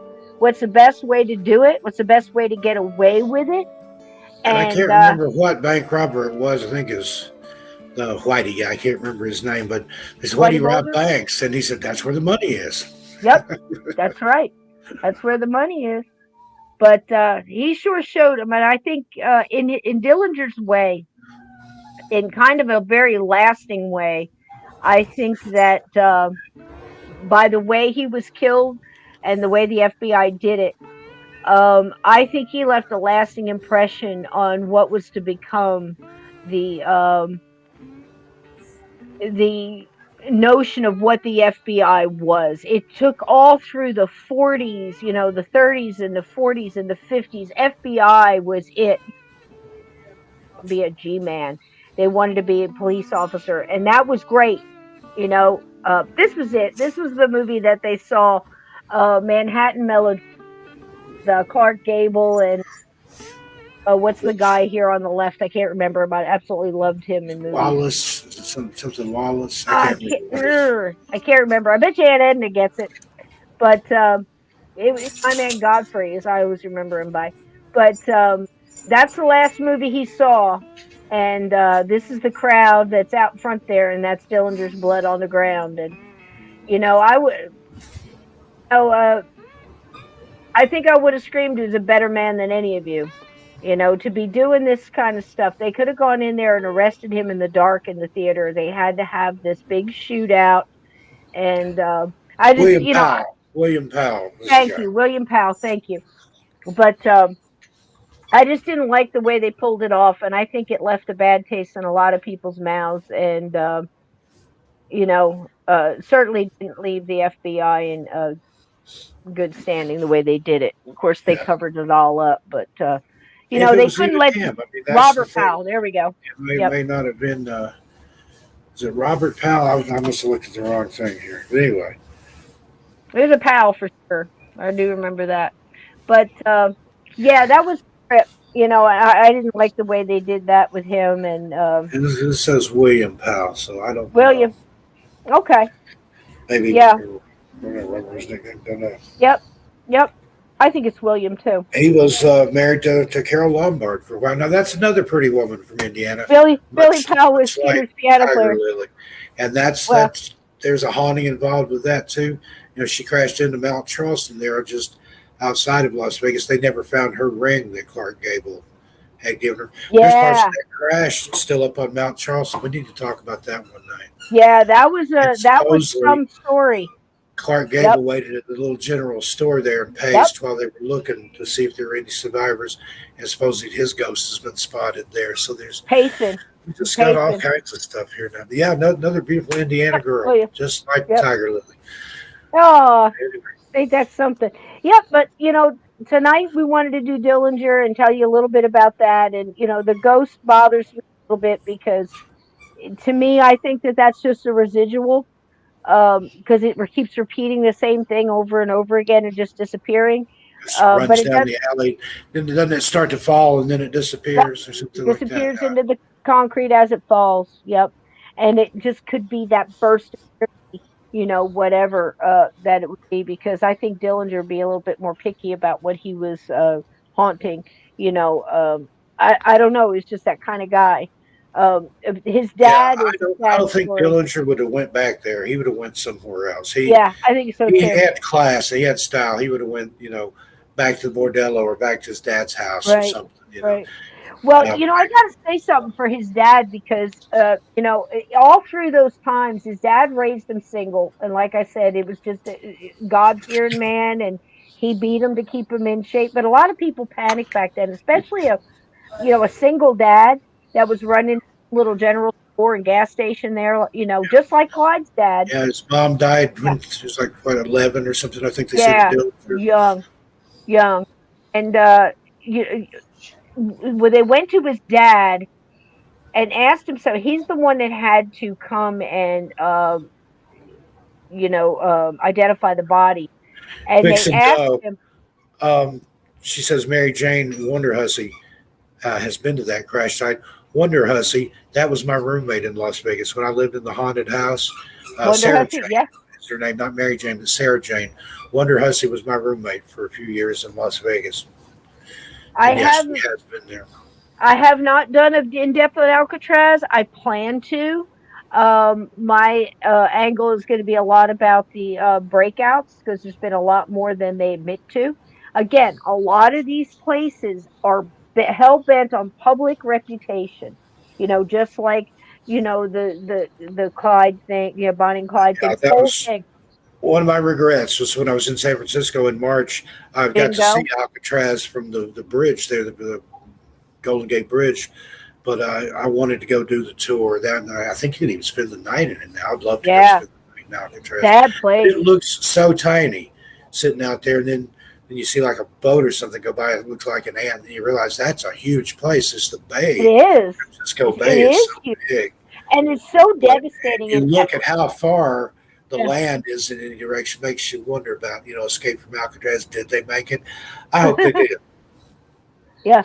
No, well, I don't know. That's a real interesting one to dig into. I love this. A healthy lunch in the 30s and 40s, a hamburger, a cup of coffee, and a cup of Lucky Joe and Lucky Strike. Yep, that's true. Unfiltered, or a Camel, unfiltered.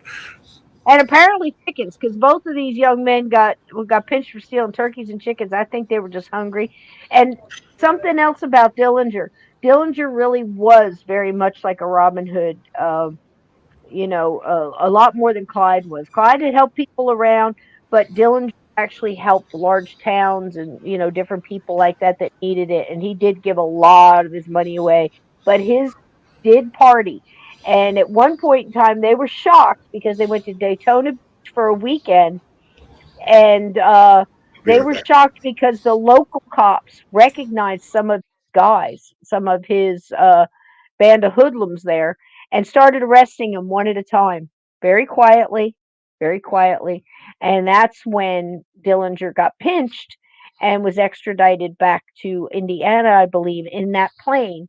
And that's when you see him be received by that female sheriff and that prosecutor that he put his arm around and was asking her all the questions and stuff. But he got pinched in Daytona when they were on a break. And the famous one was the Bohemian, not Grove, Bohemian Gardens or whatever it was called there.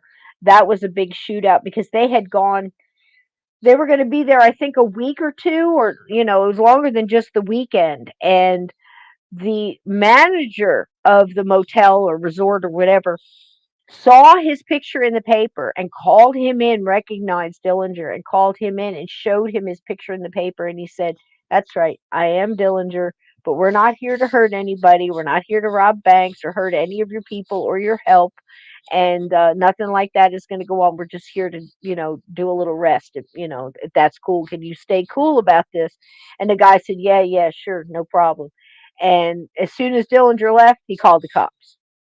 Again, it's like you could have told him, "I'm a little worried about my help. I don't want any trouble around here, and yeah, it sure is AJK. But that one would be a dark one. We're definitely going yellow on Bohemian Grove quick. But that's another one where the guy could have just been an upstanding guy and said, "You know what? I'd feel much better. How about if I return your money and you guys just quietly go because I don't want any trouble." And I'm sure Dillinger would have gone. "Here's my money back." He probably would have let the guy keep the money, just being a straight up front dude. But no, he told Dillinger everything was fine, let him go, and then went behind his back and called the cops. And then he had a big ruckus at his place. So the exact same thing he said he didn't want to have. So what are you doing? Do you see what I'm saying? Where is my word is my bond, honor, self-respect, but that's what the guy did. And of course, that was another famous one where he got, isn't that just something? Yeah, took his money and ratted him and kept his money. So who's the worst person here? That's what I'm saying. A lot of times they put these people up, and like I got very upset about Bonnie, she did this, she did this, she did this. She did a lot of things. What she did, say this is what she did. But don't make up stuff. And certainly don't make a big lie that we've seen in multiple movies, multiple books, multiple plays, and put that in her head that that's what happened, because she did not shoot that cop. She did not. Wasn't even there, And I can't say she didn't shoot anybody. I've heard that. But again, I wasn't there. But that one I know, because that's the law enforcement flipped that whole thing so they could get their little lie published, get the public against Bonnie. They could spin the narrative however they wanted it after they killed him. They could make up, they had a tank and hand grenades and a bazooka, and we had to take them down, You tell the Who you going to believe? the historical accuracy is important to me, and we have to dig and dig and dig. I mean, like, like Donnie and I and Steve, and when they do their research, we've said it 1,000 times. When Sandy does this, when Sandy, listen to me, I don't know Sandy. I haven't sat in a room with Sandy, and I haven't sat down and had long talks with Sandy, but I can tell from her energy the first time she spoke that integrity is important to Sandy. Integrity is important to Steve. Integrity is important to Absolutely. me. If I'm wrong, I come back and go, you know what? I was wrong, and here's the correct thing, because I looked it up. So I will dig and dig and dig and dig and try to find out what's right. It's like 8 people said when she car was pulled over, she was eating a sandwich. One guy said she had a pea and a gun in the other. So 8 people against 1, throw that out. Just all the stuff. You believe how much time we put in the research of this, because I don't want to come in and tell you I think something is correct if it's not. I've done some research on this. I've dug. I was a little sad last night. I was looking at a lot of the different comments in here. Some of them were damn accurate, and then some of them were based on a movie that was made 30 years ago. Or a book some guy read. And now, again, I will tell you how books are done.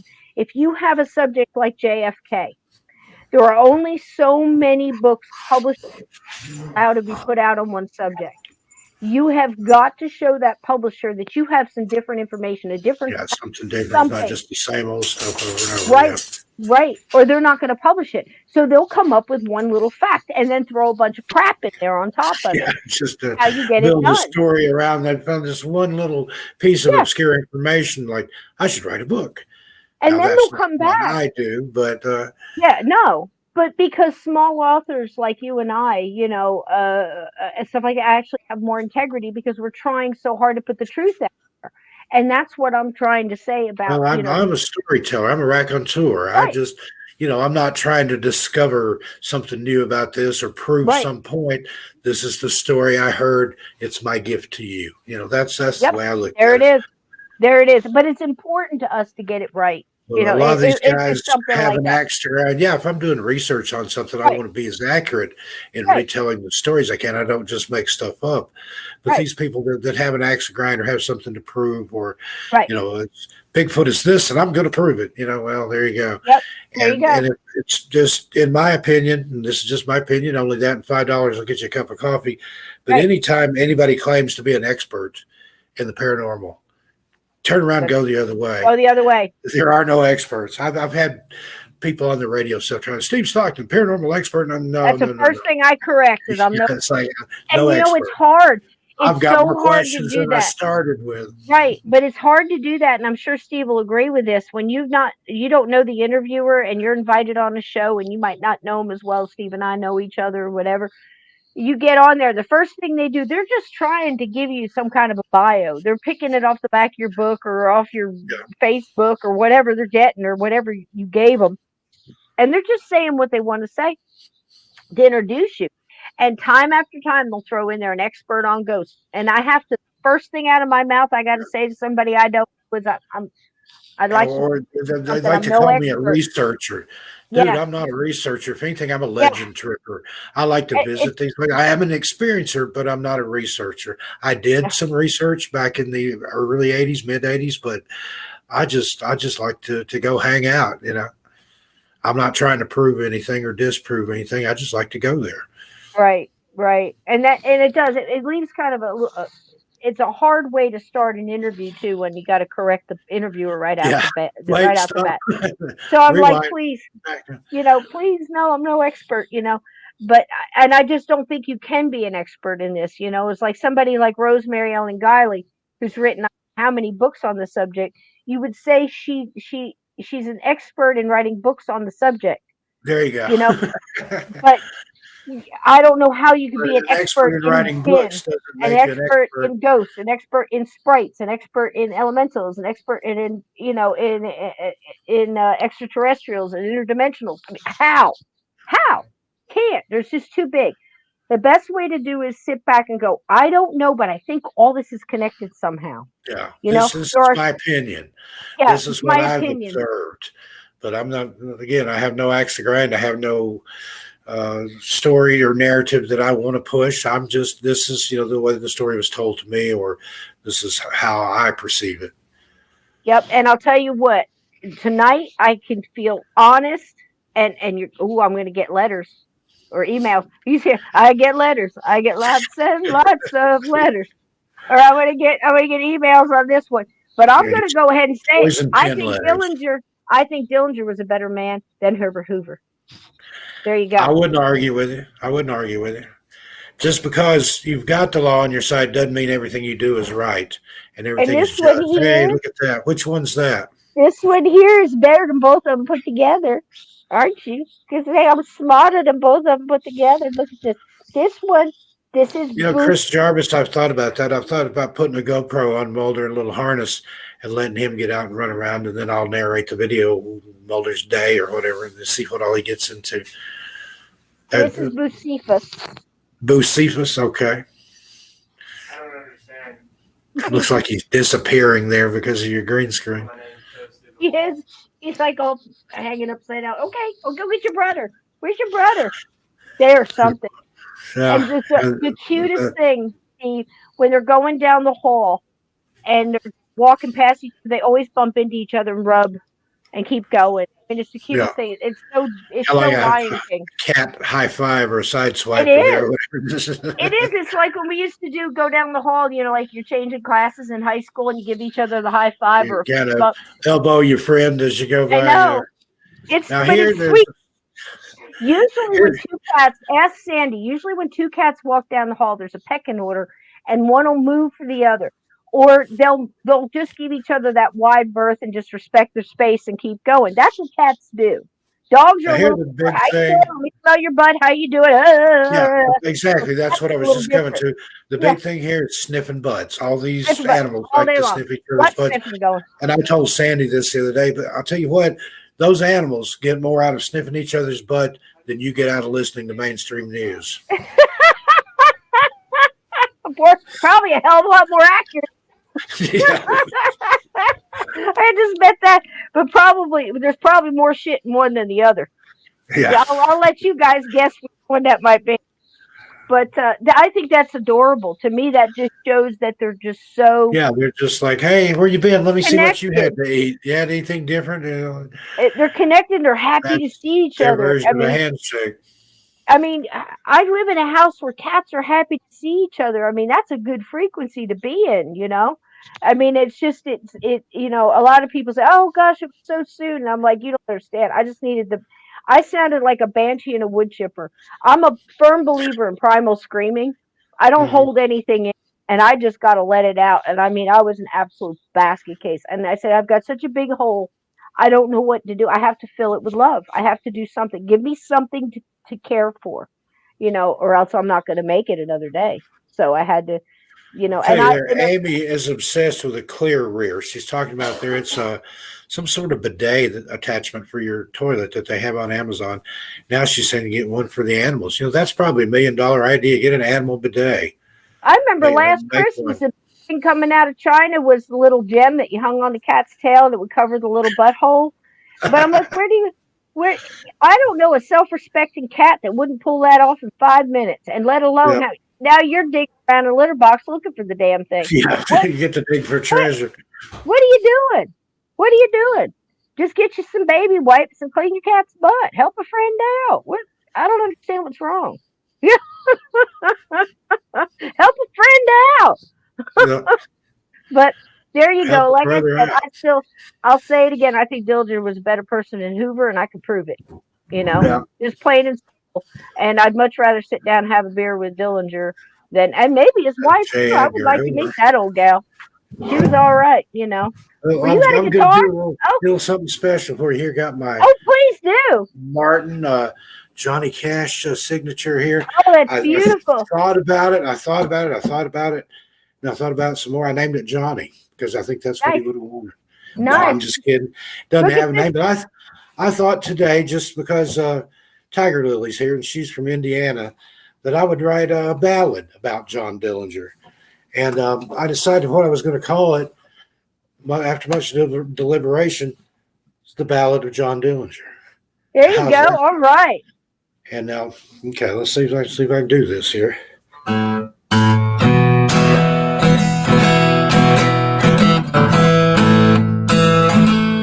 Dillinger. That's all I've got so far. I'm still working on it. I've got a good start, though. It's a good start. Dillinger. What a great treat. I can't think of anything to rhyme with Dillinger yet. Dillinger. All right, chat. Let's help him out. Dillinger, Killinger, Billinger. I always do with the alphabet. It's not working. I got to do something different with it. Now, I was telling Tiger Lily a while back that I used to date this little girl named Lydia, and she wanted me to write her a song, and that didn't turn out too well because I did it on the spot. Chlamydia? And chlamydia was the only thing I could think of. Now, I'm not going to play it because I don't remember the chords, but it borrowed heavily from My Sharona. And it was Lydia, I can't believe what I did to you, Lydia. I hope I don't catch chlamydia, Lydia, woo. You know that part in My Sharona where they do my, woo. I put that in there. I got slapped in the face. Can you imagine? Oh, my God, Steve. Oh, my God. She was a tiny little thing anyway. But there we go. That was my that's beautiful. Ballad got of John a good sound to it. That's the work in progress. I love this guitar. I've got my ovation right on the other side of my green screen. Martin doesn't make a bad guitar. God, it's beautiful. It's got a beautiful sound to it. Whoops, not when I do that, but was that sustain? That's beautiful. It does have a nice sustain. If anybody asks for Freebird, me and Stevie Nicks are going to get out of here. I have a Stevie Nicks shirt on tonight. There you go. Yeah, I plunk around on this, and I just thought, there you go. The Ballad of John Dillinger. I just watched. I don't know why, and I don't know how it happened, but I watched I forget the name of it. I'm killing that. I laughed my absolute ass off. It was, and I don't know why I watch it. I usually don't watch shit like this. It was oh gosh, Weird Al, the story of Weird Al Yankovic when he watched wrote that, the My one Bologna. on Netflix. Oh, that one. I watched it, laughed my ass off. It just made no sense. And he was doing Eat It. He said it was original. This is My Bologna. My Bologna. Yeah, and he was saying, no, this is a complete original. It's not. Yeah, I watched that for like the first hour and thought, wait a minute, Al's pulling her leg the whole time because none of that was the way anything happened. Nothing was. And Harry Potter plays Weird Al. I can't remember. I know. Daniel Radcliffe. Yeah. And he did a really good job. He did a good job. He's destined forever to be Harry Potter, though. I don't care what he does. The first time I ever saw Weird Al, he was on The Tomorrow Show with Tom Snyder. Do you remember that? It came on after The Tonight Show with Johnny Carson. Yes. I like Tom Snyder with the dark eyebrows and the gray hair. Yeah. Yeah, and smokes cigarettes all the time. Yeah, all the time. Weird Al had his accordion, and his friend who was with him accompanied him by beating on the accordion box. And they played Another One Rides the Bus, I think. Another One Rides the Bus. Oh, that was good. That was funny. It was a challenge. Yeah. Yep. Some of that movie was not accurate. That's putting it mildly. Stop dragging my car. I'll work on that, and maybe the next time we talk about Dillinger, I'll have more. All right, guys, you got to come up with a thing for Dillinger. This afternoon, or just this afternoon, you started writing. You've gotten pretty far. Got a good start. Oh yeah, it started out good. I like the chords there. Well, maybe you can't rhyme something with Dillinger, but maybe you can write something with John. Amish Paradise is good. Yeah. Yeah, Amish Paradise is definitely hysterical. There you go. Wish you were here. We're just two lost souls swimming. Yeah, there you go. Yeah. Let's see. I haven't played this thing in months. I just took it out of the closet before we went on the air because I was, as they say down south, I'm acting a fool tonight because I got a company watching me. Let's see. Oh God! Stay on that, Anna. Anna, I'll smoke one for you. Stairway to Heaven. That'll get you kicked out of Guitar Center. Oh God, I remember the '70s. Every guitar store had that kind of. No Stairway to Heaven. A little bit of Nirvana there for you. I can play. I just choose not to. I'll have to get my ovation out and we'll strum up a song. You got me stuck on Dillinger now. I feel like Dillinger, Killinger. We'll have a picking and grin tonight, and I'll learn some new songs. And Dillinger, Hillinger.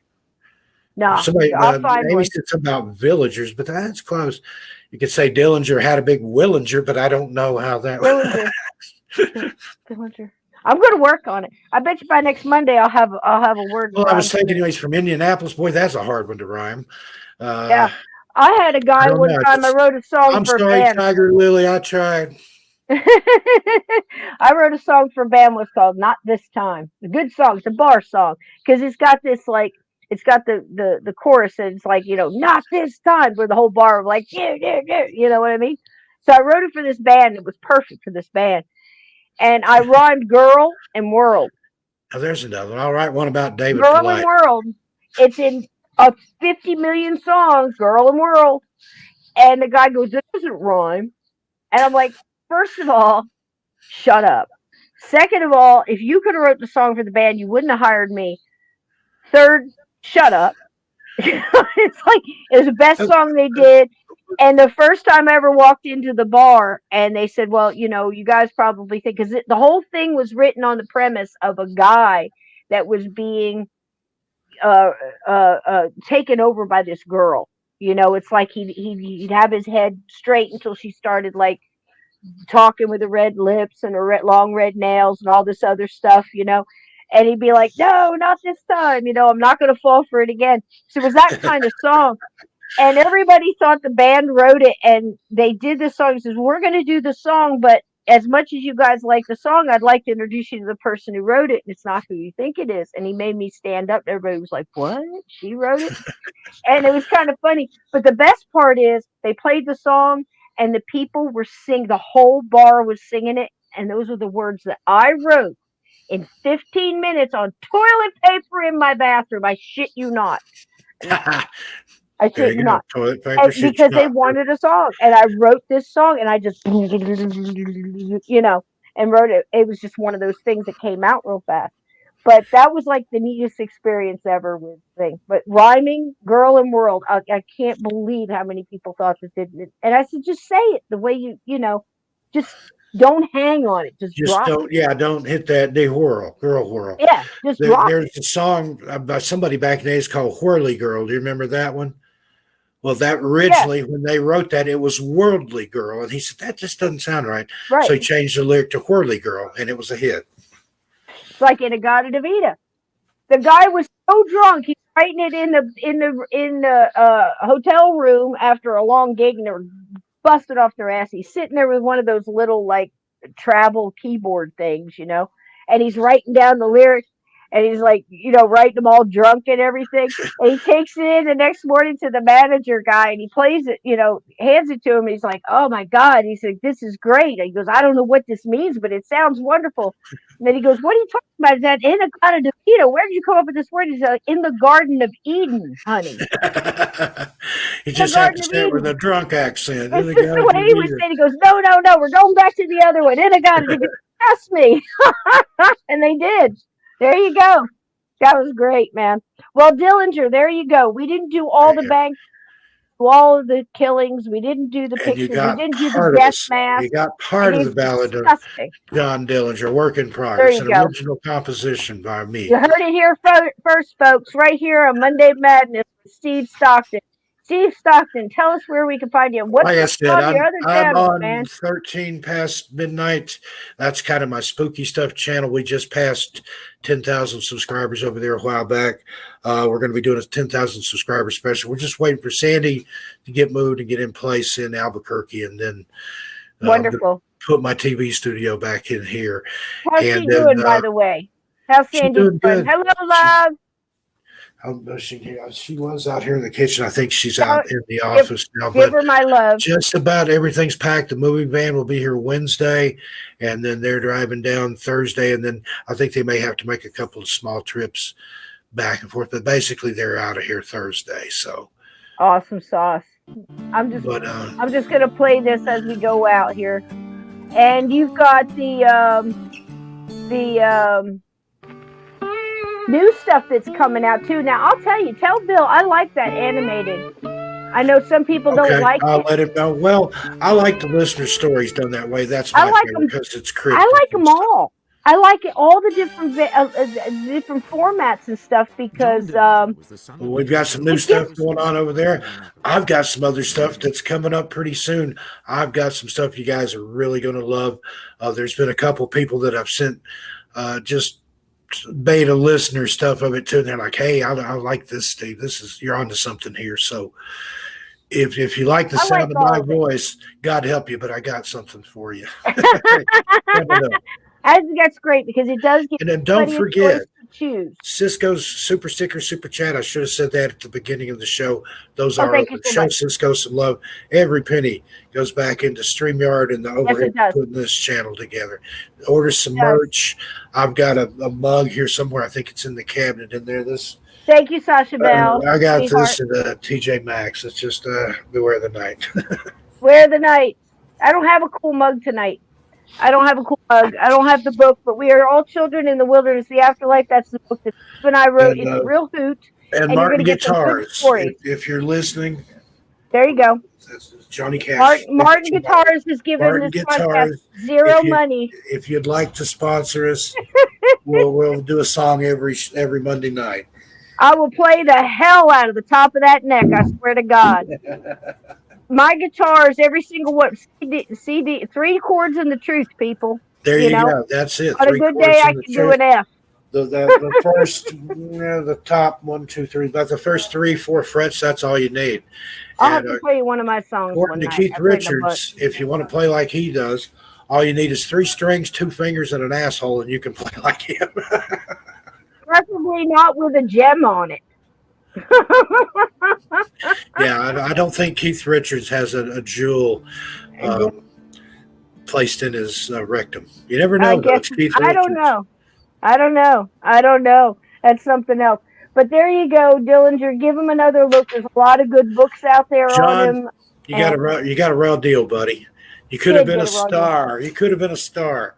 He is a star. I think he is. You know, in his own way, he did it his way. You know, like I said, I don't condone the killing. Yeah, I could care less about the banks. And that's what people did that back then. Most of the people back then were against the banks, took their home. The banks took, these are hard work trying to eke it out of, To foreclose on a farm, foreclose on an orphanage. They kick you out the street. So everything. That's why these people became folk heroes. And even before that, you had people like Jesse James and some of those guys that he would read those dime novels, those pulp novels and stuff to see what they were saying about him.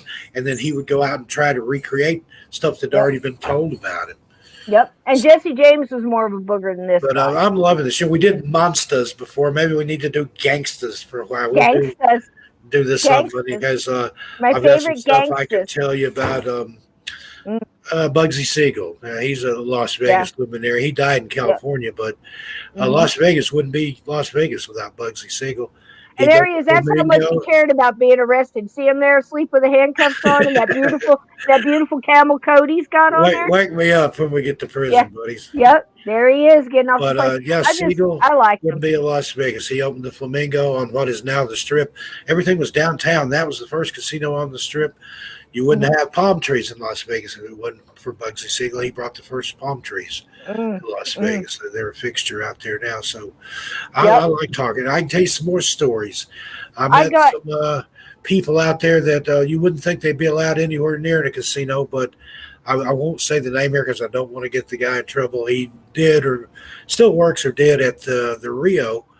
But if you've watched Casino, there was a person in there who's the character was called the Ant, I think, in real life. Well, his nephew works at the Rio as a table games dealer. So there's that element's still there. It's just they're a lot quieter about it. The corporations took over, and in my opinion, they're worse than the mobs. I think so too. Like I said, it's integrity, and it's a lot of these guys had their own code and what they would and wouldn't do, and you can really start separating them by watching their lives and everything Again, else. whether you ambush them, shoot. I think they shot from the bushes. I don't think they stepped out in the road. No, they didn't. And then this guy, how long did that? I'd like to see what's the time on that movie. What's the length of it? They had that long, plus the cartoons and features, the newsreels, whatever they showed first, to go in and just take him by the arm. Come with us, sir. Yep, that's all it would have They said. waited, shoved him down, and then shot him in the back. I don't care whose side the law is on. You don't shoot somebody in the back. True. I don't know why this keeps doing this. I'm trying to get it off, and it keeps coming back. Goes but there you go. Well, folks, this has been. AJ says I'm a whore. Okay. He's just putting it out there. He's not. There's no airs. He's just putting it right out there. Just like in the South, they have a little saying. They take their crazy and keep it right out front. They put it on the front porch and hand it a cocktail so they can keep an eye on it. That's what a lot of these people did. They knew who they were. They didn't have any airs about them.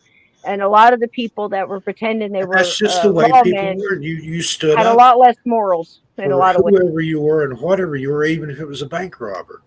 I mean, that's like somebody calls me, tells me they're coming to kick my ass. If David Politis called me, said he was coming to kick my ass, I take a lawn chair and go sit down with the mailbox. Okay, come on. I'm waiting on you. I ain't going to hide. I ain't afraid of nobody. And that's the way these guys are. They were fearless. And that's what scared the cops. They weren't scared of authority. They weren't scared of a bully with a badge or somebody with a gun. And I'm not saying that all cops are bad. There's good and bad just like in anything. But it does, the old adage, a few bad apples spoil the whole barrel. But there you go. But I'm liking this series. I see where we can go next. We'll talk. Gangsters. We'll do another one. I think we should do a lot in Las Vegas, honey. Yeah, because I've got some personal stories from out there, some haunted stuff and stuff that I heard from people that lived there. Let's do gangsters. Do a gangsters, Vegas gangsters. Not all of them are going to have good stories. That's for darn sure, because there was some absolute psychopaths out there. Yeah, there's some of those gangsters that were worse than J. Edgar Hoover. I would honestly say that. But I definitely think we need to keep these people in different categories, not put everybody in these great big bunches. Because we're not. A lot of lies have been told about these people, and it's just the truth needs to be like John Adams said, facts are funny things. You gotta. The facts have to be put out there. Bonnie might have been a lot of things, but she didn't do a lot of the things they said she did. She may have done things a little worse. She wanted them to know that, because back then that was just women didn't do that. That she had something in her, just that much self-respect. Don't tell them I didn't smoke cigars, because she didn't. So, and she wouldn't have liked the way that she went out and the way her body was treated afterwards, and that was unconscionable. After those death pictures, no woman deserves that, or a man for that matter. Mm-hmm. And that's why I like Frank Hammer too. They offered Frank Hammer money the minute he got back from that. They offered him $1,000 for a phone call, and he wouldn't take it. He's like. And that's a real fact that they put in the movie. That's one thing that they got right. He was like, no, this isn't something you talk about. This is a job, like a soldier. That's how he handled it. So I give him credit for that, and, he was told to stop them and they did. But, there's ways of doing things, and there's integrity, and, I believe there is honor among some thieves. But again, you put everybody together, just like ghosts and aliens and everything else. Take people one at a time, and base your judgment on that. And then you've got to, like we hear all the time, don't judge. You can judge you don't want to stay with that person, you don't like that person, but you don't know what that person's about or what that person's been through. Like we have that saying, walk a mile in the mountains. Both Clyde Barrow, when he was a child, Charles Manson, when he was a toddler, I'm sure they had different dreams and aspirations. They never thought it would end up like they did, but their upbringing was so similar. And there you go. Can't ever say that somebody wouldn't kill somebody or that you wouldn't do something, because a lot of people do. Because unless you're in that situation, you don't know what you're doing.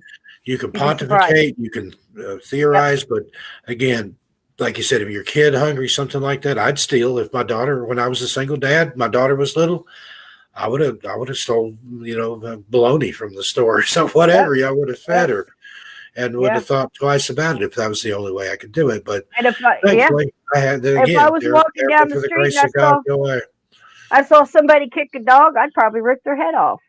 Yeah. You know, I mean, I mean, you can't say what you would do. Everybody likes to think in the situation that they would be a hero, and that's what got to a lot of soldiers in the war, because they panicked or they got shocked or they couldn't move or they froze, and they lived with that the rest of their life because they couldn't do something. And then you had the people on the opposite end that did so much that they couldn't live with. So, human beings are human beings. Let's take them one at a time. And in some cases, like tonight, I really think some of the people, like J. Edgar Hoover, was really a dastardly dude, very dirty, underhanded, crooked, all day long crooked. And he was in that position for 48 years.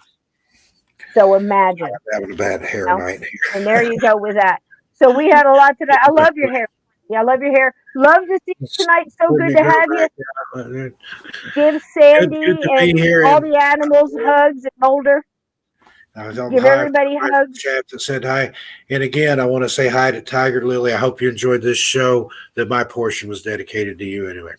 Yep, we dedicated it tonight there, Miss Tiger Lily. Love to meet you. Thank you for all the new people in here. Thank you to all my wonderful mods, all our wonderful gatekeepers out there and everything. Thank you so much. If you want to help the show, there's super chats. There's a thank you heart underneath the videos after stuff.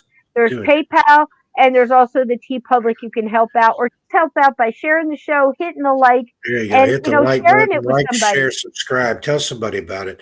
Yep. There's a variety people here of shows that I brought over. Hey, come and see what I'm doing over here. You're going to love it. I love so that. Far, don't forget everybody I've brought over has loved it. I love it too. I love being here and seeing you guys. It's just a thrill.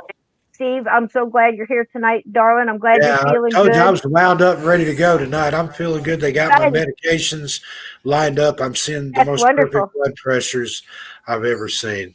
You're looking fantastic. You're beautiful, baby. Feeling good. And we love you. Yeah, I love you guys too. And me and Stevie and Johnny are going to get out of here and go get a hot dog or something. So yeah, all right. I love you guys from me and Spirit and Boo and the spirit of the lovely Mr. Dickens. We love you all. Be kind to one another. Try to be the best you can be. And if you can't, get off your own back and, don't push yourself so hard. Okay? Enjoy life. It goes by fast. Don't rob any banks. I love you guys. Playing us out, Steve. Good night, everybody.